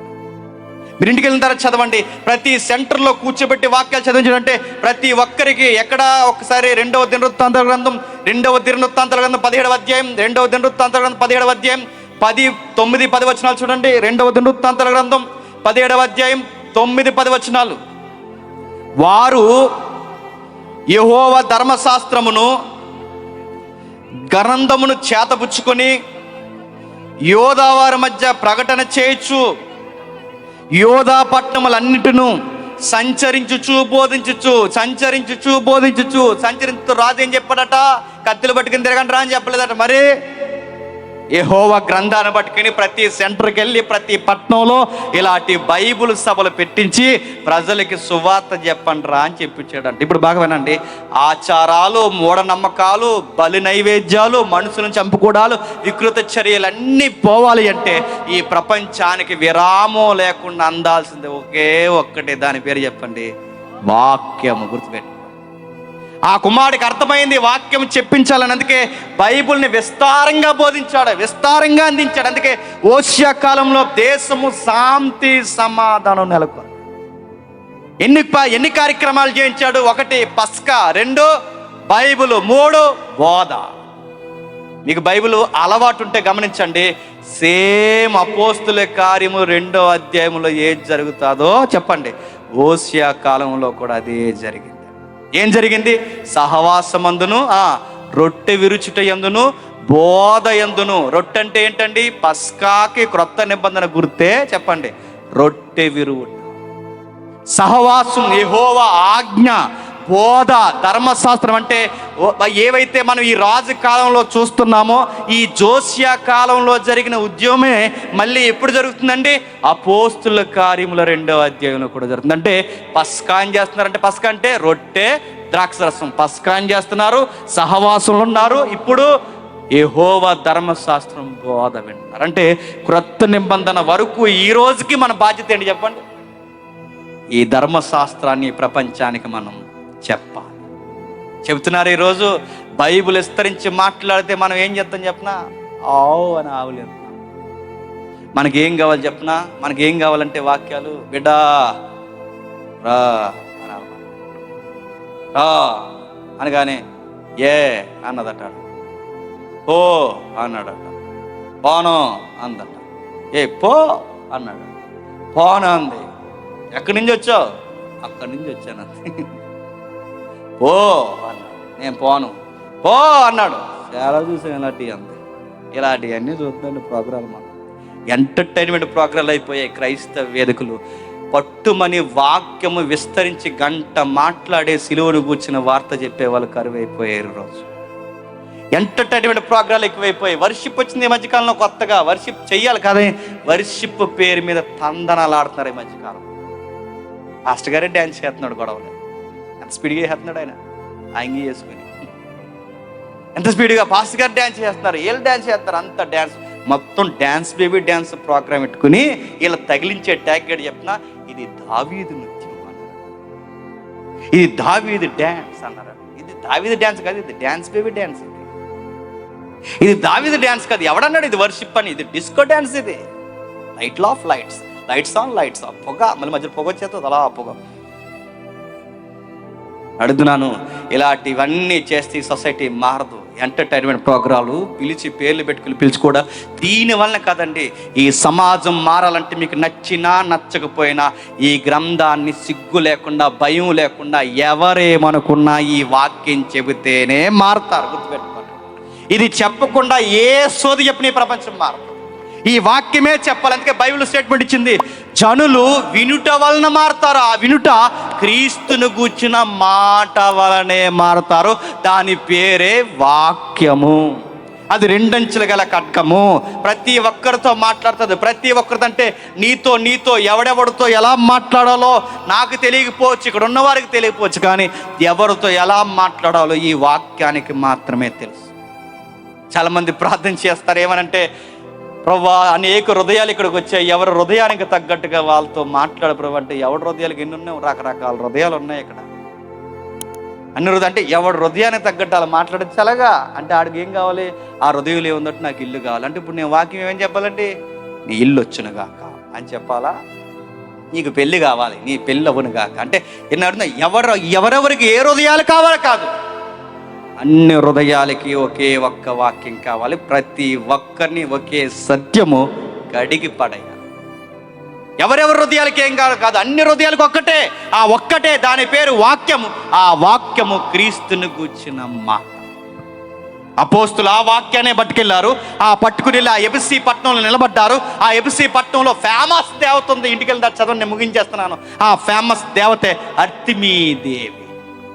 పాత నిబంధనలో వాళ్ళు ఉద్యమాలు చేస్తే ఏలియా, పాత నిబంధనలో జోసియా, పాత నిబంధనలో సమూయేలు లాంటి వారు ఫైట్ చేస్తే, క్రొత్త నిబంధనలో పేతురు లాంటోడు, పౌలు లాంటోడు, శిష్యులు లాంటోడు తెర మీదకి వచ్చి ఎఫెసీల అర్తిమీదేవి ఒట్టి దేవి అని ప్రూవ్ చేసి ప్రజలందరినీ మార్చి ఆ ప్రజలకు ఒక పేరు పెట్టారు. ఆ ప్రజలకు పెట్టిన పేరే ఎఫెసీ సంఘం. అంటే ఎఫెసీ ప్రజలు, ఎఫెసీల అర్తిమీదేవిని ఆరాధించే ప్రజలు ఎఫెసీ సంఘం అయ్యారు. గుర్తుపెట్టు.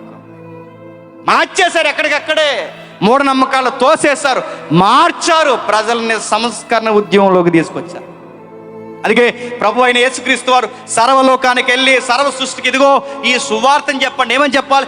ఈయన సత్యదేవుడు, ఈయన నిజదేవుడు, ఈ దేవుడు సశరీరుడిగా ఇళ్ళలోనికి వచ్చాడు, మీ కొరకు సంచరించాడు, మరణించాడు, తిరిగి లేచాడు, వెళుతూ ఒక మాట ఇచ్చాడు, ఎలా వెళుతున్నానో అలాగే వస్తానని రుజువులు వదిలి వెళ్ళిపోయాడు. దానికి రుజువు ఆ రోజు అపోస్తులు అన్నారు, దానికి సాక్ష్యము మేమే, దానికి రుజువు మేమే అన్నారు. ఇప్పుడు ఈ పాలకొల్లో దీనికి రుజువేంటాయని అడిగితే మీరు చెప్పాలి, చెప్పండి, మేమే సాక్ష్యం అని చెబుతున్నారు సాక్ష్యం, వీళ్ళు నిలబడ్డారు సాక్ష్యం మేమే అని.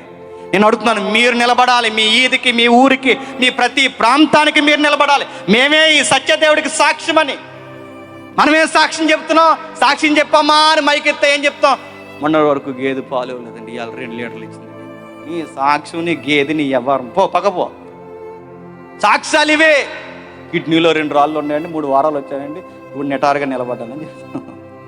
నీ సాక్ష్యం అది కాదు తల్లి, పెద్దమ్మ, అది కాదు సాక్ష్యం. నీ ప్రభు సశరీరుడిగా ఇళ్ళలోనికి వచ్చాడు, జీవించాడు, సంచరించాడు, తిరిగి లేచాడు, వెళ్ళాడు, ఒక భరోసా ఇచ్చాడు. ఇన్ని కష్టాల కన్నీళ్ళ మధ్య ఎలా ధైర్యంగా ఉంటున్నావే పెద్దమ్మ అంటే, ఆ తిరిగి లేచిన పునరుద్ధాన దేవుడు నా గుండెల్లో ఉన్నాడని చెప్పు. ఇది సువార్త, ఇది చెప్పు సాక్ష్యం. అంతకుముందు నేను సుట్ల కాల్చేవాడిని, ఈ ప్రభు మాట విన్న తర్వాత చెప్పండి మారిపోయానని చెప్పి ఇది సాక్ష్యం. ఇవి చెప్పట్లేదు. ఇప్పుడు గ్యాస్ట్రిక్ ఉండేది ఇప్పుడు తగ్గింది, 2 కంచాలు తిన్నాను చెప్తున్నావు. ఇప్పుడు ఇది నీ సాక్ష్యం అడుగుతున్నాను. సాక్ష్యంలో ఎవరు హైలైట్ అవ్వాలి చెప్పినా నేను కాదు. సాక్ష్యంలో ఎవరు కనబడాలి చెప్పినా నేను కాదు. నా సాక్ష్యంలో కనబడాల్సింది ఎవరు చెప్పండి? నా కొరకు మరణించిన నజరుడైన యేసుడు మాత్రమే. గుర్తుపెట్టుకోండి, ఆయనే తిరిగి లేవాలి. ఆయన పేరు చెప్పడానికి ప్రాణాలు అడ్డు పెట్టారు అపోస్తులు. అర్తిమీ దేవి కొరకు 25,000 మంది నిలబడి ఆ పౌలన్న వాళ్ళు లేకుండా చేస్తారంటే పౌలు అన్నాడు, చావో రేవో బ్రతుకుడ క్రీస్తే. చెప్పండి, చావైతే లాభం. ఆయన గురించి కన్న వాటిని ఎన్న వాటిని చెప్పకుండా ఉండలేను. నువ్వు నమ్ముతున్న దేవత వట్టి దేవతని తెగేసి చెప్పాడు. ఈరోజు ఎక్కడ చెప్తున్నారండి? గవర్నమెంట్లు మారిపోతే ప్రసంగాలు మార్చేస్తున్నారు. ఇప్పుడు ఎక్కడ చెప్తున్నారు చెప్పండి? సత్యం చెప్పండి, వాక్యాన్ని చెప్పండి. ఎవరు ఏమనుకున్నా చెప్పండి. మనకి గవర్నమెంట్ సంబంధం లేదు, మనకి ఎవరితో సంబంధం లేదు. మనం చెబుతున్నది, మనం చేస్తున్నది మన రాష్ట్రాలకి, జిల్లాలకి సంస్కరణ ఉద్యమం. ఈ సంస్కరణ ఉద్యమం జరిగిస్తున్నాం. డ్రగ్స్లో కొట్టుకుపోతున్న ఈ యవనస్తులు మార్చడానికి ఉద్యమం ప్రారంభించాం. ఇదిగో పాడు ప్రేమ కథలను చెప్పుకుంటున్న, జీవిత విలువ తెలియక ఏడుస్తున్న ఇలాంటి వారికి స్వచ్ఛమైన ప్రేమ ఏంటో చెప్పడానికి ఇలాంటి క్రైస్తవ ఉద్యమ సభలు జరిగించడానికి ప్రారంభించాం. చెప్పండి, ఒక్క కుటుంబం నిలబడితే ఎంతమందిని పోగేసింది. మీరందరు నిలబడితే ఈ పాలకులను దిక్కును కూర్చోబెట్టచ్చు. గుర్తుపెట్టుకోండి, మారండి, మాట్లాడండి, మీ ప్రభుని గురించి ఎలుగెత్తి చెప్పండి. రాస్తుంది వచ్చే నెలలో, నెక్స్ట్ మంత్ క్రిస్మస్. చెప్పండి, అది చెప్పమ్మా. మా క్రిస్మస్కి వచ్చి మీరు కేక్ తినండి, మీ దగ్గరకు వచ్చి మీ ప్రసాదాల మీద తింటాం. తినడానికి పుట్టావు. ఇంకా వాక్యం చెప్పబోయి అంటే మా కేక్ నువ్వు తిను, మీ ఇంటికి మేము భోజనాలకు వస్తామంటే ఎల్దుగానే భోజనాలు కంగారు. నువ్వు ఎల్దుగాని ముందు చెప్పు. ప్రభు కొరకు వినడానికి ఏ టైములన్నా అన్యులు వాక్యం వింటారు లేదో నాకు తెలియదు, కానీ సరి అయిన నెల ఏది చెప్పండి?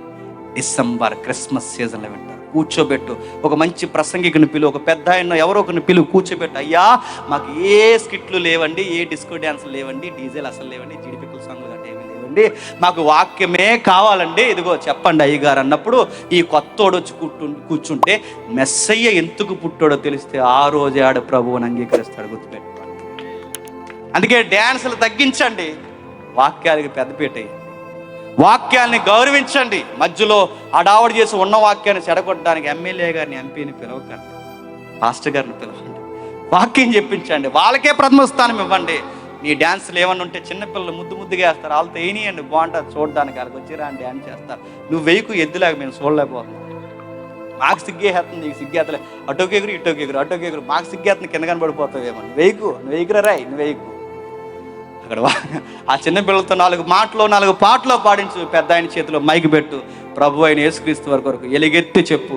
ఈ డిసెంబర్ నెలలో ఒక్క ఆత్మను రక్షించాలని కంకణం కట్టుకో. ఈ బిడ్డలు చేశారు, ఈ అన్న చేశాడు, ఈ వదినమ్మ చేసింది. ఆ బిడ్డలు నిజానికి వాళ్ళు దాచుకుంటే ఈ 1,000 రూపాయలకి కలిసి వస్తాయని నూతన సంవత్సరాలు ఏదో ఒకటి చేసుకోవచ్చు కార్యక్రమం. కానీ ఇన్ని వేల లక్షల రూపాయలు పెట్టి వాళ్ళు చేశారంటే నేను అనుకున్నాను, ఇందాక పెద్ద ఆయన చెప్తున్నాడు, వాళ్ళ ధనము ఈ బ్యాంకులో దాయలేదు. చెప్పండి, వాళ్ళ ధనము ఆ బ్యాంకులో దాస్తారు. తెలివైన వాళ్ళు కేకులోకి బొజ్జింక కాలు రావడం ఏంటి, ఈయన కేక్ తినడం ఏంటి, వాళ్ళు ఎంత మంచోడని చెప్పి ఆయనకు అవకాశం ఇవ్వడం ఏంటి, ఆ తర్వాత ఆ బేకరీకి ఈయనే యజమాని అవ్వడం ఏంటి, ఆ బేకరీలో వచ్చిన డబ్బులు ఇంత సభ పెట్టడం ఏంటి, దీని వెనకాల బొత్తింక కథ ఉంది. గుర్తుపెట్టుకో, దేవుని కాలింగ్ అది. ఏమో ఎవరు కొన్నిసార్లు మనకి కొన్ని కష్టాలే మనకి ప్రతిఫలాలు అవుతాయి, కొన్ని ఇబ్బందులే కొన్ని పాఠాలు అవుతాయి, కొన్నిసార్లు చేదైన విషయాలే మనకి చక్కటి తీయటి వార్తలుగా మారిపోతాయి. ఏది జరిగినా ఆ బిడ్డల వెనకాల వాళ్ళ కథలో వాళ్ళ కథానాయకుడు ఉన్నాడు. ఆ కథలో కథానాయకుడే వాళ్ళ కొరకు మరణించిన నజరుడైన యేసుడు. నీ కథలో, నా కథలో మన కథానాయకుడు మీ ఆవిడ కాదు, మన కథానాయకుడు నువ్వు కాదు. మన కథానాయకులు ఎవరు చెప్పండి? మన కొరకు మరణించిన నజరేయుడైన యేసు. మన చదువులు ఆయన కొరకే, మన ఉద్యోగాలు ఆయన కొరకే, మన పరుగులు ఆయన కొరకే, మన టాలెంట్స్, నాలెడ్జ్ అంతా ఆయన కొరకే, నా ఆస్తులు ఆయన కొరకే, నా ఆరోగ్యం ఆయన కొరకే, నా నిద్ర, నా తిండి ప్రతిదీ ఆయన కొరకే. భోజనమైనను పానమైనను నా ప్రభు మహిమార్థమే చేయాలని కంకణం కట్టుకో. నీ పాలకులకు నువ్వు ఒక మంచి నాయకురాలివి, నాయకుడు అవుతావు. దేవుడు నిన్ను దీవించును గాక. ఆమేన్, ఆమేన్, ఆమేన్. ప్రార్థన చేసుకుందాం. ప్రార్థన.